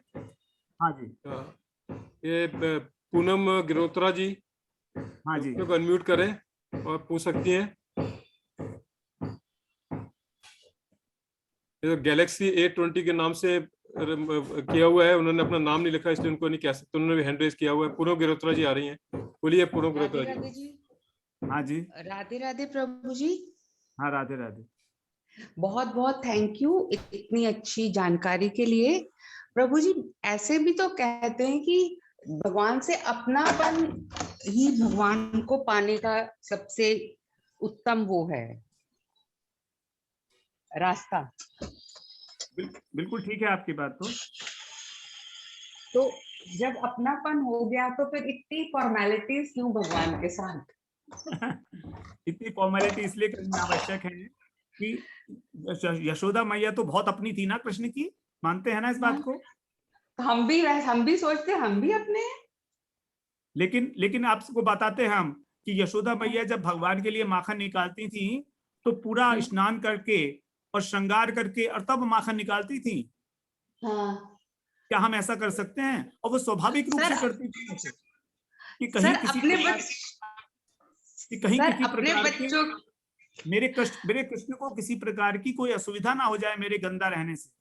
तो वो हमारे बच्चे को भी तो हम ऐसे ही, मेरी बेटी तो बोलती है आप इसका मतलब उसको अपना नहीं मानते, मुझे आप नहा धो के ऐसे करते हो, इसका मतलब आपका डबल पर्सनालिटी हो आप। नहीं, ये आपकी जड़ बुद्धि सोच रही है इस प्रकार की बात, है ना? भगवान को हम अपना मान जड़ के और बुद्धि क्या भगवान, होता है प्रभु जी? हाँ नहीं, भगवान को अपना मान के हम भगवान को उल्टा सीधा खिलाने लगे हैं, जो हम नहीं, खाते वो हैं, तो जो नहीं करते, वो तो नहीं करते, पर क्यों नहीं जैसे करते? अपने बच्चे के साथ है, क्योंकि हम क्यों भी नहीं नहीं करते? खाते उल्टा सीधा, नहीं, अगर आप खाते हैं तो भी, हम कोई कहे कि तो भाई मैं हम खाते उल्टा ही नहीं सीधा है, खाता हूँ, हम तो नहीं साथ आप भी साथ खाते हो, खाते ठीक है, हैं, तो फिर हाँ क्यों खिलाएंगे प्रभु जी उनको? हाँ। तो इसीलिए भगवान के लिए भी थोड़ा विधि, प्रारंभिक अवस्था में विधि की आवश्यकता है। और जब अच्छा। भगवान से इतना अनुराग हो जाए कि हमें कुछ और उनके बिना सूझे ही ना, अपने परिवार हाँ। वाले दिखाई ही ना दें, तब उस स्थिति में आप कुछ भी करिए, भगवान को अपना झूठा भी खिलाएंगे तो खा लेंगे। पर प्रभु जी वो भी तो परिवार का हिस्सा है। लेकिन जब तक भगवान में उस प्रकार की प्रगाढ़ आसक्ति ना हो जाए कि हम एक क्षण भी भगवान के बिना ना रह पाए, उसी स्थिति में ये सब जो है विधि निषेध नहीं है। लेकिन उससे पहले इन चीजों के विषय में ध्यान रखना आवश्यक है, क्योंकि अपराध होने की संभावना रहेगी। यही तो बोल रही हूँ प्रभु जी, जैसे अपने बच्चा स्कूल गया तो माइंड में तो है, इसी तरह ठाकुर जी माइंड में तो है ही, तो क्यों मतलब। ठीक है, बहुत अच्छी बात है आपकी, बड़ा अच्छा भाव है। अच्छा, और आप करिए, ऐसी करिए। नहीं नहीं नहीं नहीं था, जैसे आप गाइड करेंगे प्रभु जी, मैं तो अपना मन आपसे पूछ रही हूँ कि क्या है, हाँ। ये गलत कर रहे हैं क्या? नहीं, भगवान से हमको, देखिए भगवान को वश में वही करता है भाव जो आप कह रहे हैं, है ना? अच्छा। तो हमें उसी प्रकार का भाव धारण करना है, उसी स्टेज पे पहुंचना है हमको, वही हमारा लक्ष्य है जो आप कह रहे हैं। ठीक है। और प्रभु जी, एक जब भी आपको टाइम हो ना, मुझे प्लीज ये बता दीजिएगा, सांख्य योग और वृत्ति क्या होती है, ये मुझे समझ में ही नहीं आ रहा है। ठीक है, जब भी टाइम हो प्रभु जी। ठीक है, ठीक है, सॉरी, थैंक यू। हरे कृष्ण। अब जो है एक मिस्टर जेपी चौहान जी, उन्होंने हैंड रेज किया हुआ, अपने को अनम्यूट करके और प्रश्न पूछे। हरे कृष्णा। हरे कृष्णा। हाँ जी प्रभु जी। हरे कृष्णा प्रभु जी, मैं आपके ये श्री श्री प्रेम भक्ति चंद्रिका ग्रंथ मैं गोवर्धन परिक्रमा गया था, तो मुझे वहां देखा तो मैं लेकर आया था श्रीमद अनंत दास बाबा जी महाराज जी का। हरे कृष्णा। हाँ बताइए प्रभु जी, क्या कह रहे हैं आप, बताइए ना। प्रभु जी, मैं ये कह रहा था कि मैं गोवर्धन परिक्रमा गया था, तो मैं वहां से श्री प्रेम भक्ति चंद्रिका आप आगे का बढ़िए, ग्रंथ लेकर आया था। आप आगे बढ़िए। मैं तो श्रीमद आनंद दास बाबा जी का महाराज, क्या मैं हम पढ़ सकते हैं? आप आगे बढ़िए, क्या है, मैं नहीं जानता इस बारे में, है ना, मैं इस बारे में कोई विशेष आपसे कुछ कह नहीं सक पाऊंगा। ठीक है,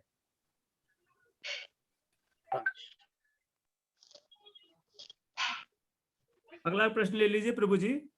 हाँ, ये जो है, ये गैलेक्सी A20 ने जो है हैंड रेज किया है, मगर उनका नाम नहीं है, तो इसलिए वो अनम्यूट भी किया हुआ है। आप प्रश्न पूछिए,